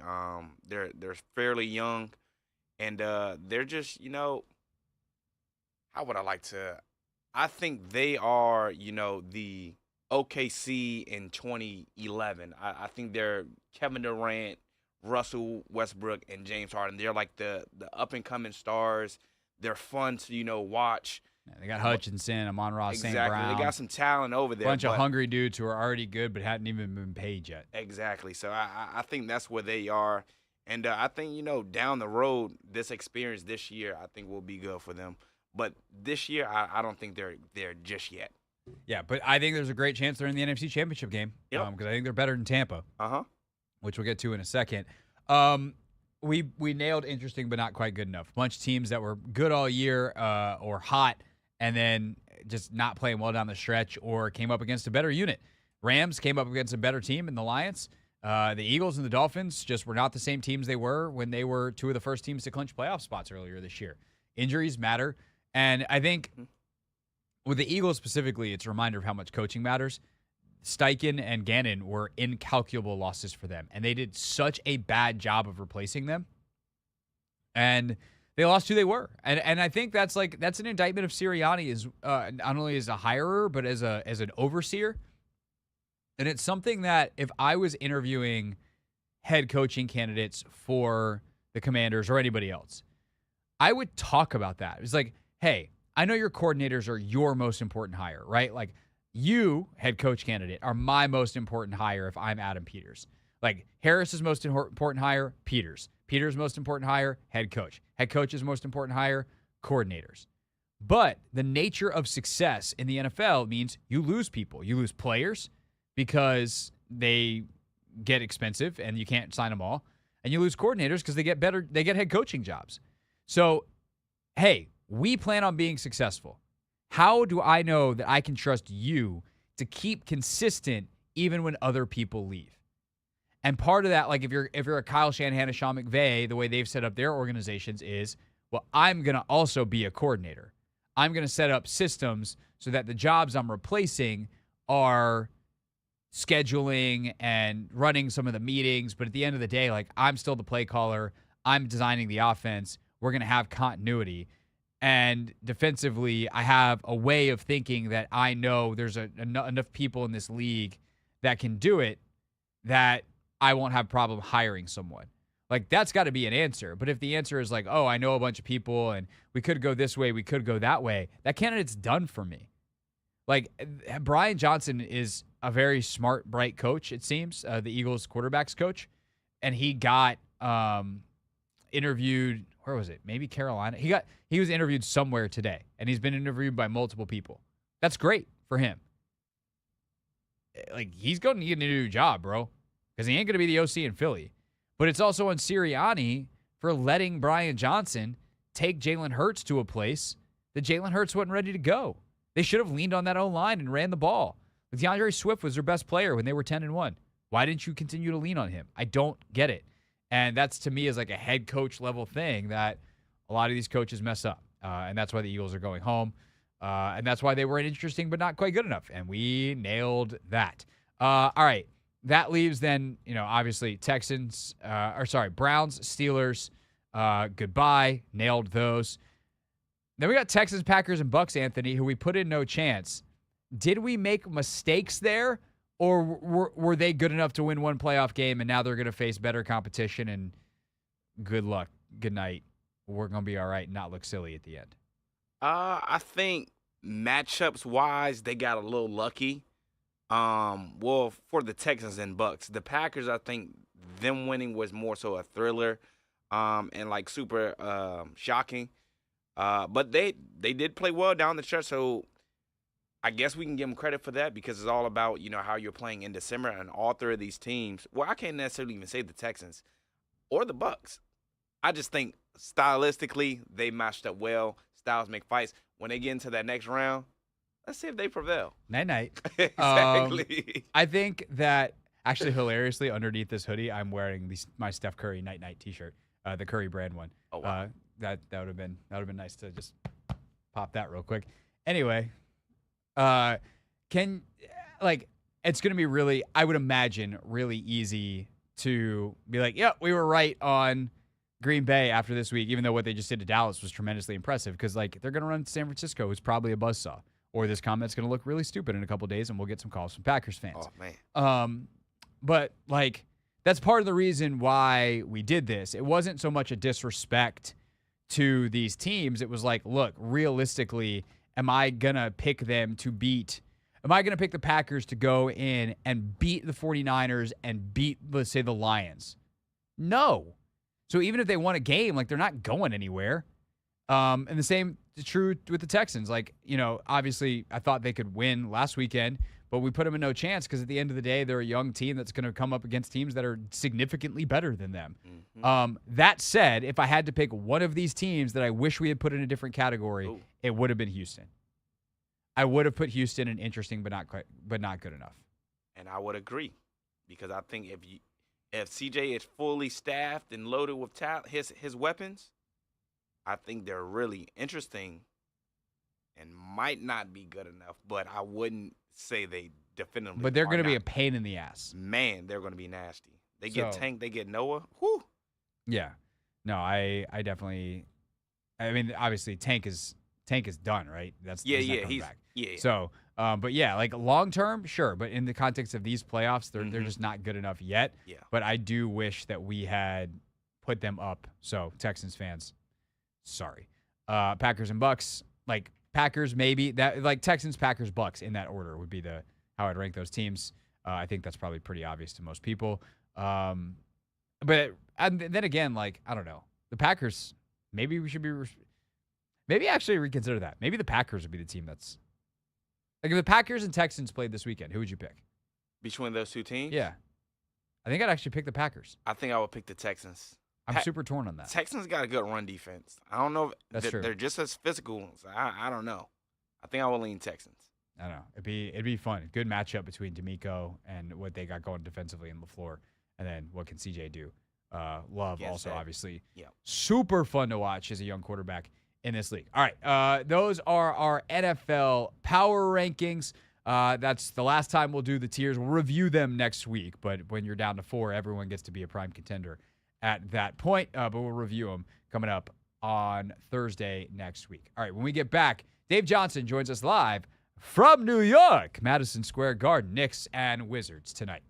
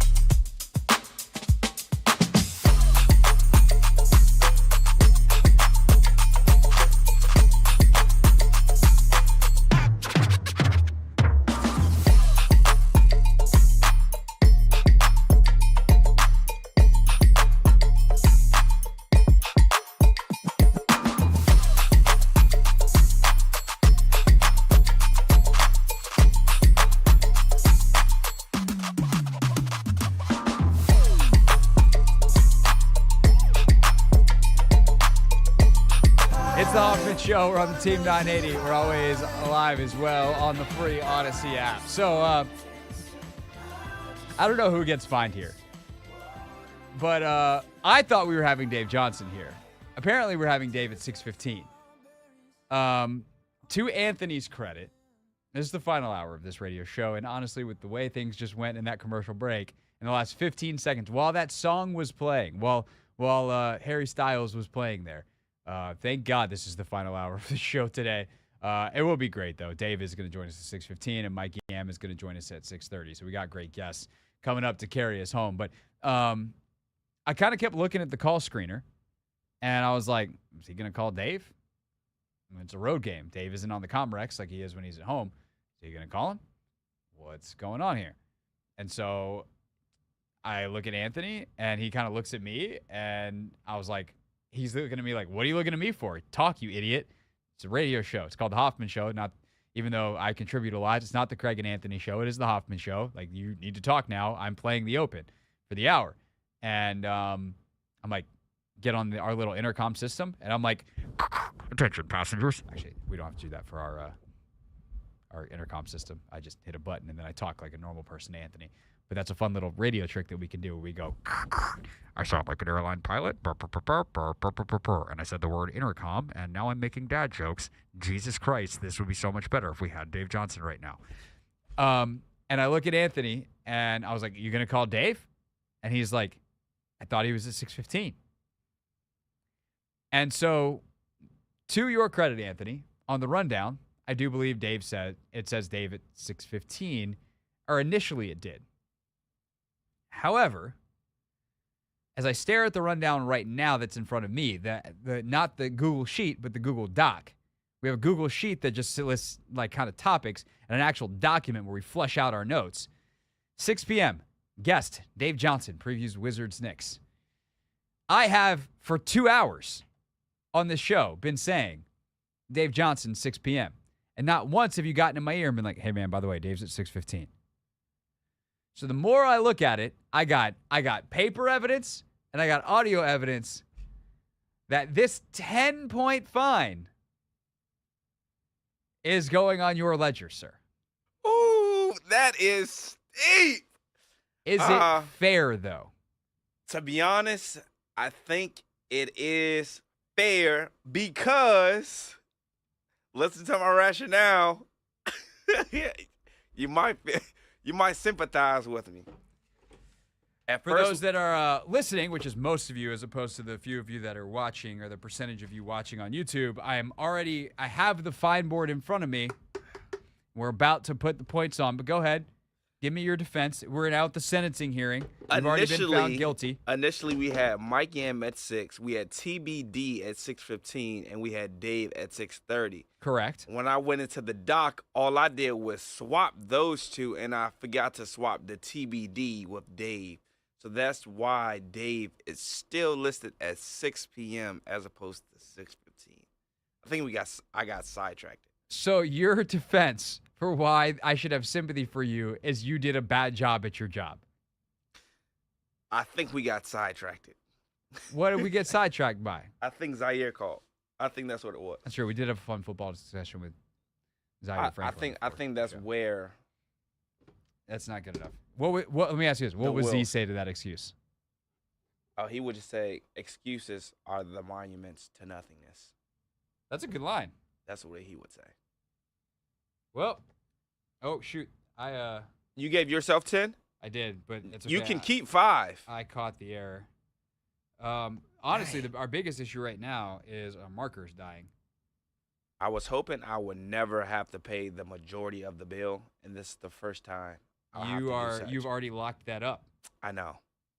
And with 5 more fine points, considering today, oh man, this marker's like dead. Like it's totally out of ink.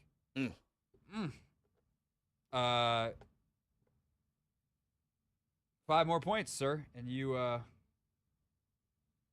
be there. I don't know why I'm trying to write anymore. There's got to be another marker somewhere. This one's in the trash. Oh, I just totally missed the trash can down there, but it's all right. I'll get it in the break. Yeah, so that's That's why we don't have Dave Johnson right now. But the good news is we're going to have him in 5 minutes. What are we going to do in the 2.5 minutes we need to fill here, Anthony? This is your chance to get 5 points reduced off your fine by producing the radio show. I need a segment now. I needed it 5 minutes ago. I've killed as much time as I can. I think we should talk about who do you think is most likely to get traded if the Wizards are going to do any more trades? Oh, that's easy. Tyus Jones. You think so? I think Tyus and DeLon are the easiest. I think a fun discussion that where would you like to see him go? I don't care. I care what comes back. Yeah, that too. Here's the question. Would you trade Tyus for anything less than a first? I would. But I would not trade him anywhere before what time is the deadline? 3 o'clock, 4 o'clock? I think it's 4 o'clock on the 8th. Yep. Like if I have an offer for a bunch of seconds or whatever on the 7th, I'm like, either give me a first and we're done, or call me back tomorrow at 3:58 if you haven't heard of another Tyus Jones trade. It's risky because then you wind up maybe having to keep him through the summer. And he is a pending free agent, I believe. Something I should know. But I haven't. My basketball capness has not been as sharp of late because we've been doing so much football, and the Wizards have been more back of mind than top of mind. But yes, I am correct. This is the final year of his contract, so you have to trade him, or you lose him for nothing, which is the whole point in kind of acquiring him was was to eventually trade him. Mm-hmm. But for him, I would want a first back. DeLon, you get what you can get. Although I think if I'm looking for a backup point guard, I would almost be more interested in DeLon than Tyus, depending on the team. Like if you're a team that needs someone to run a second unit, Tyus is great. If you need an extra wing defender, guard defender type, DeLon's one of the better guys in the league for that. Yeah. Which is hilarious because they're stuck here doing not a lot of anything for this roster, but they can be very helpful on a better team. I just think the Wizards, for us to, I guess, get ready for the future, we need to start putting things in motion. For sure. So, I do think people need to, we'll talk about this with Dave in a little bit too, because they obviously just made the trade with the Pistons, and it's like you take the super high upside swing on a guy like Bagley. He was a former number 2 overall pick. But you just swing a lot. And that's what these second-round picks are. Like, they're swings.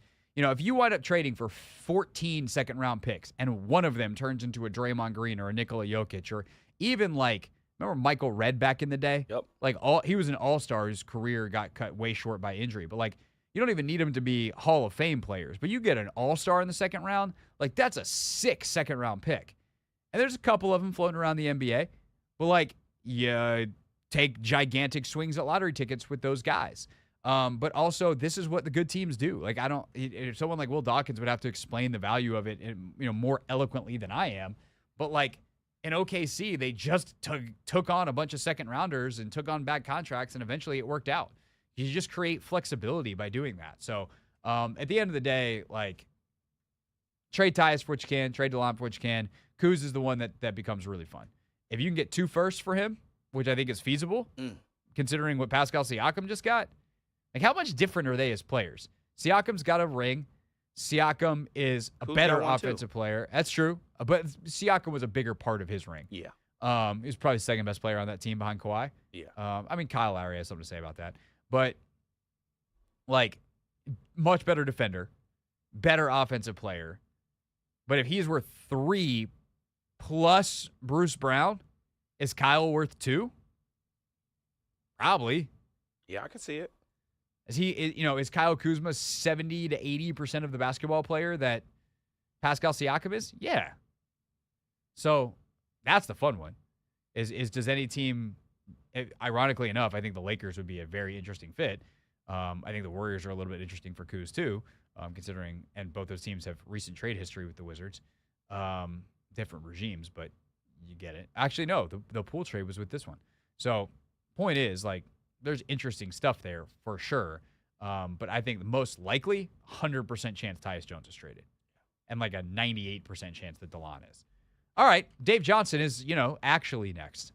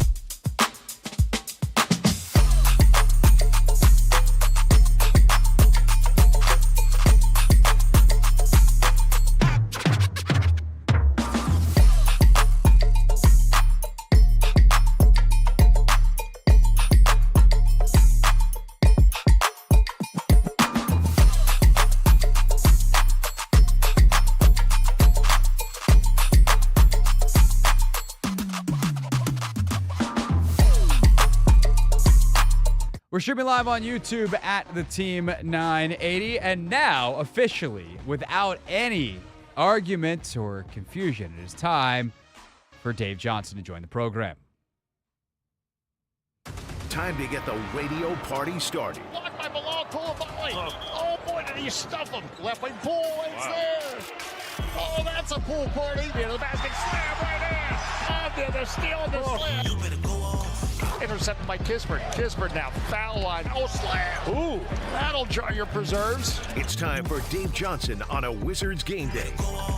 Kuzma for three. Oh, it's there. It's there. Big shot. On the Hoffman Show. You better go on. Dave joins us from the world's most famous arena, Madison Square Garden in New York, where tonight the Wizards will take on the Knicks at 7:30. Dave, how are you, sir? You know, doing well. And it is a special place. It's New York City. It's Madison Square Garden. you walk around and the pictures of all the memories of the Big East tournaments and all the. Oh, don't remind me, Dave. I'm an old Syracuse guy. Come on, don't do that to me. I know. I shouldn't do that to you, but it is a special arena. People always ask me about basketball arenas, and I always point out that it's not like baseball stadiums where baseball stadiums are referred to as cathedrals, but basketball arenas, there's a lot of similarity from arena to arena, but Madison Square Garden from the ceiling is truly a special place. No, it is, and God, the Big East memories I have there for sure are incredible. Back in the day, before Syracuse left for, we don't even talk about it. So Dave, there's been so much that's happened since we last spoke with games on the weekend, and obviously you have the trade, and I'm curious, your initial thoughts on the first. We know this is the first of a couple that is likely going to come between now and the NBA's trade deadline early next month. But what did you make of this deal, bringing in a couple of players from Detroit? Well, this is what the process is going to be all about, and it's maybe the blockbuster deal will happen, but don't. It's not always about the blockbuster deals, or the deals that we used to do with post-game callers that say, well, why don't we send 2 draft picks to the Lakers for LeBron James or something? Because those things don't work out. But what for the Wizards? You knew at the start of the season, and they knew too. Mike Muscala and Danilo Gallinari that they might not see out the season. That depending on how things went for them, some team pushing for the playoffs might say, you know what, we could use one of these guys. In this case, Detroit gets expiring contracts. The Wizards, though, get 2 players that are still very much in their prime. Still, let's use that old cliche, the upside, still very much have an upside. And it's not a long-term commitment, but, it's a chance, for lack of a better way of saying it, it's a free look at Marvin Bagley and Isaiah Livers. Now, when I say free, you're still paying him $12.5 million a year in the case of Bagley, so it's free in relative NBA terms. But again, in the case of Bagley, here's a guy who was all-rookie first team in 2018, 2019. What level is he going to go to? Is it going to be the next level, or a year from now will the Wizards be moving on from him? Or where's Livers going to go? This is, part when we talk about how teams get better in the NBA, that's how it happens. You make the right moves, you make the right trades, and you get quite frankly, I was going to use the term lucky, but you get the situation where the player comes to you and it's the right fit and opportunity. That's what this league is all about. Again, Kyle Kuzma with the Lakers had one role. He comes to the Wizards. It's a different role, and he can graduate to that role. Some players get that opportunity and don't graduate. So certainly opportunity is going to be here for Marvin Bagley and Isaiah Livers. For sure. And, I'm curious. I don't mean to be patronizing when I use this term. I mean this in a compliment. Like, I wonder how much of the trade on the Livers side of it is a buddy system deal. We learned the other day, I know Chase Hughes, his video of this, of Livers' intro, got a lot of run, that Livers and Jordan Poole are best friends. They were roommates back at Michigan. And we've talked so much this year about Jordan and trying to kind of allow him to find his groove after the tumult of last year in Golden State. Has anyone talked about, obviously Livers is a full NBA player in his own right, but how much of this trade and specifically targeting him has to do with trying to help Jordan re-find himself? I understand the question, but I don't think it had anything to do with it. I think, we still have a whole another half of the season, and Jordan Poole is getting into more of a rhythm on both ends of the floor, and it's not about Jordan Poole not happy here in D.C. and needing a buddy or a best friend or that type of thing. In fact, Isaiah Livers, shared that when at first Jordan Poole came here back in the fall, he was talking about how much he liked the Wizards organization and how, that it is an adjustment coming from, one situation in Golden State to a totally 180 situation in Washington, but he knew he was coming to that. It was not a surprise. Again, what the Wizards are going through is not a surprise. This is a team that's not winning. We know why it's not winning. As we talk about Marvin Bagley coming here, I've said that the reason the Wizards' record isn't better is because they give up too many second chance points. And I don't know how many games this year they've actually won the rebounding battle. I think it's only like 2 or 3. And you can't, as much as we talk about stats, rebounding is such a part of the game. And that's, I had a guy show up at the Caesars Sportsbook the other night, and he was, yelling at me. And I'm thinking, you got to give credit to the other team. And it's not that the Wizards don't want to be a better rebounding team, but you sometimes the other team has better rebounding talent.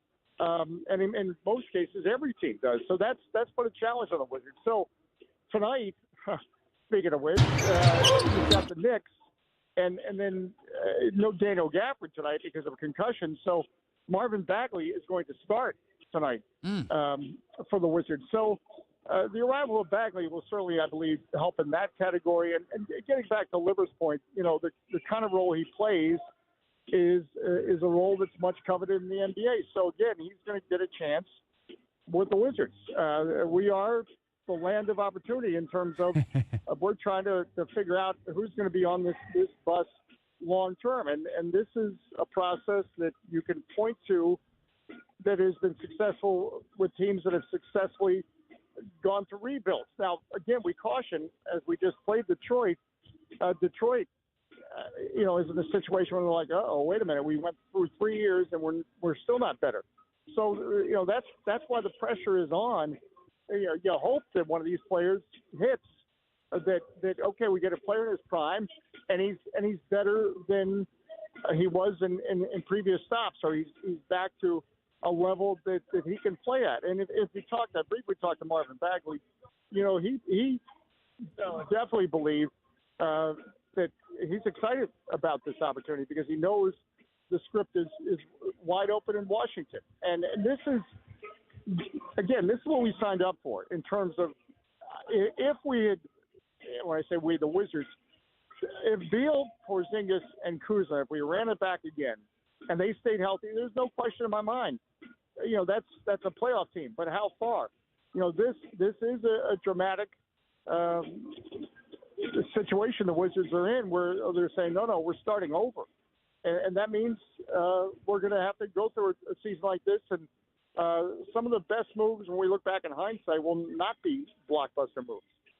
No, for sure. And the fact that Dawkins and Winger went through this in Oklahoma City, I think is a great confidence builder to trust it in a way that you might otherwise not. But this was the first of many. There will be many more to come, and we'll talk about them all with Dave Johnson, who is about 45 minutes or so away from pregame at Madison Square Garden. Dave, appreciate your time as always, sir, and we will talk to you multiple times next week.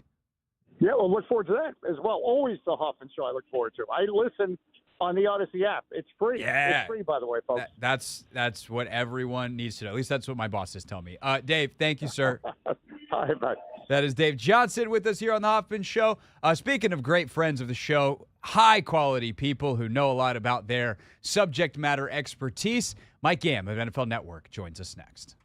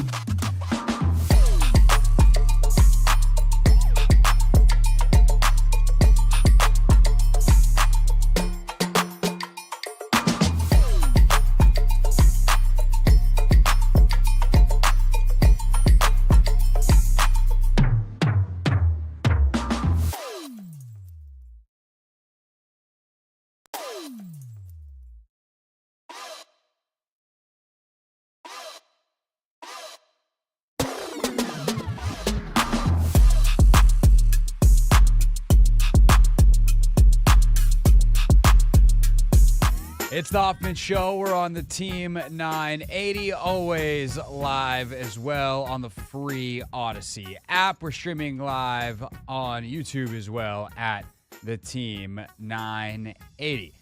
Joining us now, great friend of the show, good person. Can't wait to see him, presumably out in Las Vegas for the Super Bowl, Indianapolis for the Combine, which, by the way, and I told you this before the show. I haven't told the audience yet. I've kind of referenced this, but we're taking the show back to the Combine this year. We already told people we're going to the Super Bowl. We're going to the Combine, too. We're going to be everywhere. Double dipping. Lots of American Airlines Advantage points have been purchased in the last couple of days. Anyway, but very happy to welcome back to the show our great friend, host of NFL Total Access, and, of course, author of the excellent children's book, Fried Rice and Marinara. It's Mike Yam. Mike, hello, sir. Great to be with you. Always appreciate the invite. And there's nothing more important than status, whether it's the airline or the hotel points. You got to score big. So well done by you. Mike, I'm going to be honest with you and the audience. Part of the reason that I'm going to the Combine is because I was on the edge. I'm going to be fully transparent. I've got the gold status locked up. This trip should put me over the edge for platinum status for next year. Oh, yeah. So I was like, I think that we need to do this. And by the way, I am definitely, because I'm going with my personal training fitness podcast partner. He and I have gone to the Combine now for like 7-8 years because it's like all the strength coaches are there on top of obviously all the regular NFL people. And I was like, Chris, I'll get the hotel through the American site because I need them points. And he's like, I see you. That's all you, man. So that is a vet move. By the way, I always think it's weird when people are trying to hold on to that status and they do like a cross-country flight, but they don't actually have a reason to do anything. They literally hop onto the plane, fly, land, and don't leave the airport and just fly back home. So the fact that you actually have an event and it's as significant as the Combine, you're winning, man. Yeah, and I was like, you know what? This is too stupid not to do it. It makes too much sense. I should do this. I walked out of the Combine last year. I was there for like 24 hours. I did like let me get there early one morning, leave late the next afternoon, maximize a 2-day. So I guess it was more closer to 36 hours. I was like, this was dumb. Next year, I'm just coming for 2 days. So this year we're doing that. So hopefully the long and the short of it, Mike, is I'm looking forward to seeing you, buddy. But now we've wasted 2 minutes of our time on the radio talking about my stupid travel status, even if everyone else is nodding along going, hey, Craig, you made the right move. So, Mike, before you got to NFL Network, you were based in the Bay Area at Pac-12 Network. You kind of have had a front row seat out there on the West Coast in a lot of ways to what they built in San Francisco with the Niners. And of course, Adam Peters was a huge part of that.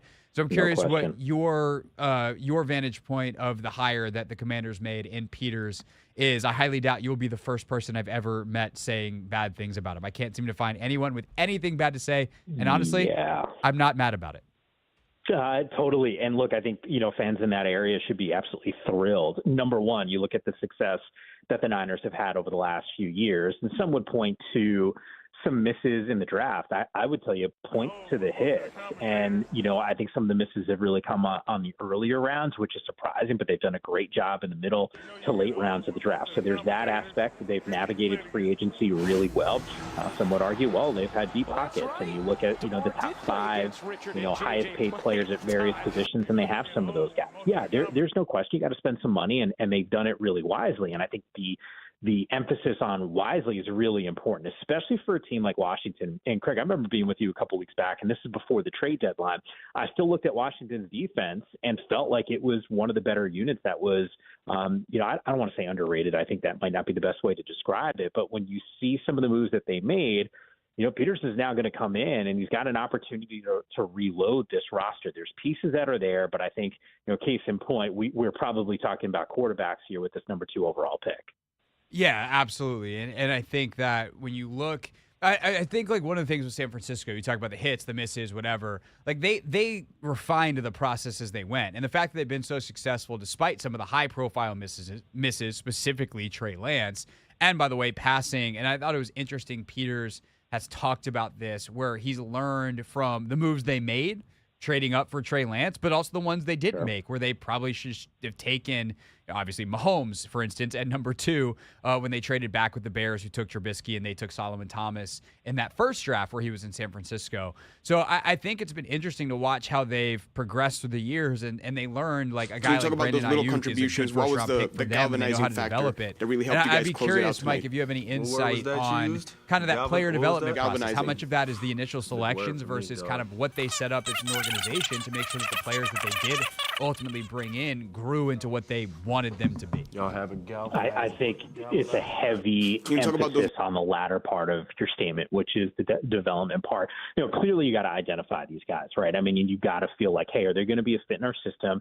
Can our coaches take what's a really good body of work at the college game and elevate these guys? Because you see that across the board. Like Brandon Ayuk, for example, you mentioned him. I got to see him when he was at ASU, pretty much saw every single snap that he played when he was in college. Felt like, Brandon's got a really good potential to be a really good wide receiver. Did I think Brandon Ayuk was going to be the guy that I've seen, this season?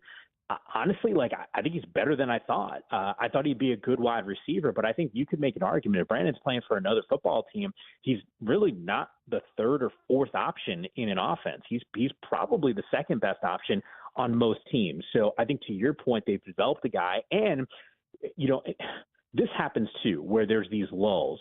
Coming off of that rookie season for Brandon Ayuk, you did see a little bit of that sophomore slump, and the second half of that rookie campaign also wasn't the strongest. And I think there was a patience factor that was involved there, and really coaching and hard messaging to Brandon that some of the drops that were plaguing him a little bit needed to be cleaned up, and now we're seeing the fruits of that labor. So I'm with you. I think you need to identify, but also need to project out and understand how is this guy going to fit into our organization around the coaches that we have here. Right, which is how Peters thinks about football, which has been really cool to learn about kind of how he came to that and how he's implemented over the years, over this past week that he's been on the job in Washington. Mike Yam with us from NFL Network, host of NFL Total Access. And speaking of the head coach side of it, we had Siciliano actually on earlier. We're double dipping NFL Network today. Don't tell your PR department. They'll never let me have anybody again. Anyway, the point is, Mike, that I asked Andrew this question, and I'm curious your answer as well. But of the known head coaching candidates out there, are there any that that have that it factor? And I will say, to give you a moment to think here, like, we had Andrew on specifically as well because he does the Ram stuff in the preseason, and Raheem Morris is interviewing today, and everyone talks about that with Raheem. So, Raheem's got that it factor. You can talk about many other aspects of his and everyone else's candidacies. But when you think of, like, future head coach, circle that. Some of the names that are floating around now, who are some of the guys that for you've been hearing about them for a long time and have a good feel that, yeah, that guy is going to be successful when he eventually gets his shot? So the it factor thing is separate, because I would tell you from a known commodity standpoint, when you look at Belichick comes to mind, Mike Vrabel comes to mind. Those are guys that have done it, had success. Belichick may be better than anyone who's ever done it. So there's that aspect of it. And yet you turn the page and you name check some of the younger guys, the coordinators that are out there. Morse obviously has had some opportunities. McDonald, not too far from you, the defensive coordinator with the Baltimore Ravens. I would be shocked, and maybe it's not this cycle, but just like, Ben Johnson, the offensive coordinator for the Lions, was a hot name a year ago, and now all of a sudden has been thrust into high demand across the board. I think it comes down to two things. Slowick, another guy with Niners connections. Where's the tree? Who's the guy that this dude has actually learned from? So Johnson comes to mind, Slowick comes to mind. I still personally favor some of the defensive-minded coaches that are out there.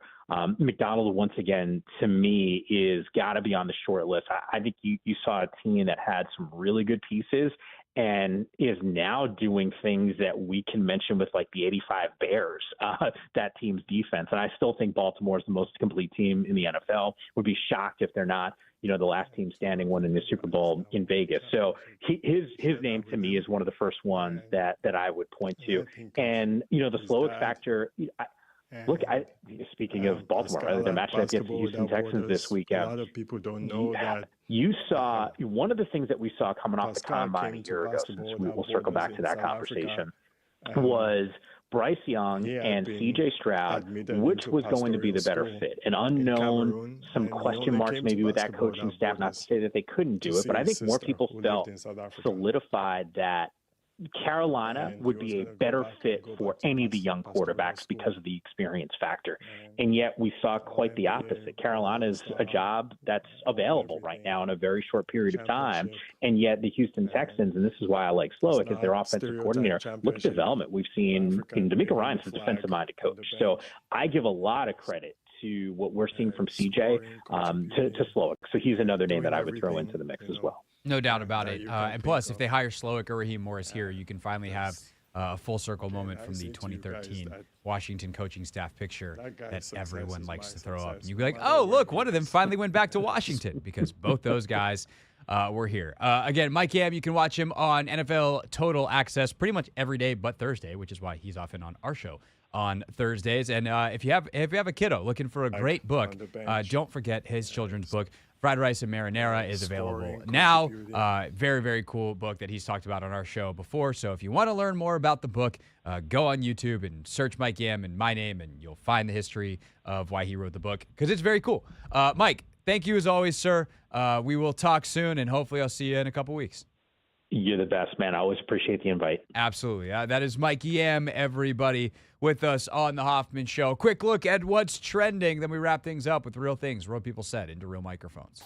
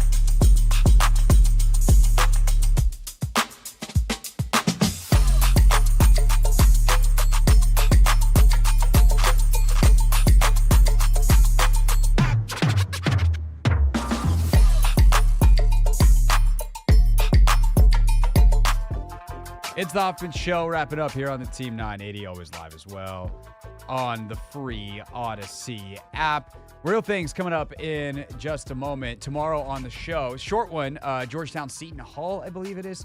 Tomorrow night on the old schedule. We got Georgetown Hoops, that much I know for you, at 6:15, Anthony. What else we got? We got our picks for the weekend. So we'll go around the NFL at 5:30. We got Tim Twentyman coming up at 5 o'clock. Tim is a reporter for covering the Lions, who is really, really good. And we'll have insight on Ben Johnson, because Ben Johnson is interviewing for the Commanders head coaching job tomorrow. Also, Clinton Yates should be back with us on a Friday, although every time I tease that Clinton's going to be on the show, that's the weeks he can't do it. But yeah, he did miss us last week, and I think we're actually already all squared away for tomorrow. So Yates should be back with us. That's most of the show, Anthony. That is most of the show. We're in pretty good shape. You love to see it. And then we have a weekend, and then we're actually going to have a Monday show, like on a Monday. Wow, we really are. We're going to have a 5-day week? Yeah. I mean, I'm not psyched about that part, but yeah. Monday shows after playoff weekends are kind of fun. Like, if I could do Monday and then take Tuesday off, that'd be ideal. I agree. What if we just asked that? Like, hey, CK, during the offseason, can we just take, like, every other Tuesday off? You think that will go over well with the bosses? No. I don't think it would either, Craig. If you know, you know. Just any other housekeeping? If you missed the show or any part of the show, we had great stuff. Andrew Siciliano was so good at the 4:30 spot today. So that's definitely worth checking out on the podcast. Open the show with some thoughts on Raheem Morris and Dan Quinn as they interviewed today for the Commanders job, virtually speaking, of course. Let's see. What else we got? Oh, and then, of course, a reminder that we have 106.7 The Fan versus the Team 980 Live coming up. That is on February 2nd. It's off-air, on-stage, uncensored. You get your tickets at BethesdaTheater.com. It's presented by Main Street Bank. Cheer local, bank local. Put their team in your office. Visit mstreetbank.com for more information. I think that's all the housekeeping, Anthony. I think it is too. All righty then. Real things. We're not going to be sucked this year. Real people. 5-11. Not very good. Said into real microphones. You know, the culture is actually damn good. All right, let's see what we got for the real things today. The real things the real people said into real microphones. You know, I actually saw, Anthony, by the way, CBS Sports sent out this big press release the other day. And Ian Eagle is going to be out in Las Vegas doing stuff for Super Bowl week. And so when I'm out there, I got to have Ian on set and be like, Ian, do you know that you are on Mount Rushmore of a segment of our radio show? How sick would it be if Radio Row week, I could get him and Harlan together for a segment of Real Things? Wow. Like, guys, I need you here at 6:45. This is going to be the best radio segment. You guys are going to do 1 million radio segments this week. This will be the one you have the most fun with. And we just pick out the best Real Things that we've ever had. We scrounge the folders from everything from Airport Screaming Man, come on, to some of Ian and Kevin's best work, to some of our favorites of all time. That would be a lot of sleepless nights because that would be a lot of audio to listen to. Yeah, it would be. It would be. I feel like we could. Nah, I think we can get through it. But hey, if Harlan and Ian want to do it, that would be tough. That would be nice. All right. Anyway, this was a good one. I don't know if it's a Hall of Famer. DeMar DeRozan mic'd up last night. You know you're getting old when most of the commentators, people you played against. Well, that's right. DeMar did play against Richard and JJ plenty of time. Yeah, sure did. Ryan Rucco there on the back end of it on ESPN. DeMar DeRozan, in case you couldn't catch it. You know you're getting old when the commentators are the people that you played against. Meanwhile, on the other end of the, let's call it seasoned vet scale, Tyler Hero had a heck of a press conference last night in Miami. He learned a new word. galvanizing. Can you talk about those little contributions? What was the galvanizing factor that really helped you guys close it out tonight? What word was that you used? What was that? Galvanizing. It's a big word for me, dog.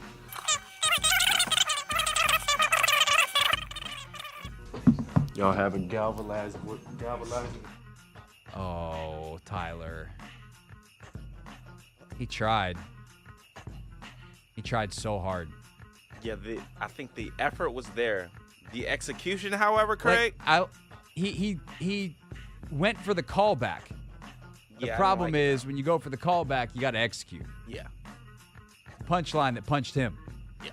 If you will. Last but not least, Anthony, because I'm guessing we don't have time for the other one in the folder. Actually, do we even have time for this? Coco Gauff from the Australian Open earlier in this week with a pretty funny line as well. Honestly, when I was nervous at 3-all, I just told myself, I literally said, I feel good, I look good. I mean, you look very good. I feel good, I look good, so just have fun. And then that was able to relax me a little bit, so. I mean, that's what I do when I'm having a bad radio show. I'm like, hey, kid, nobody can see you. It's a radio show. Just kidding. We stream live on YouTube for 3 hours a day. And we'll do it again tomorrow on The Hoffman Show.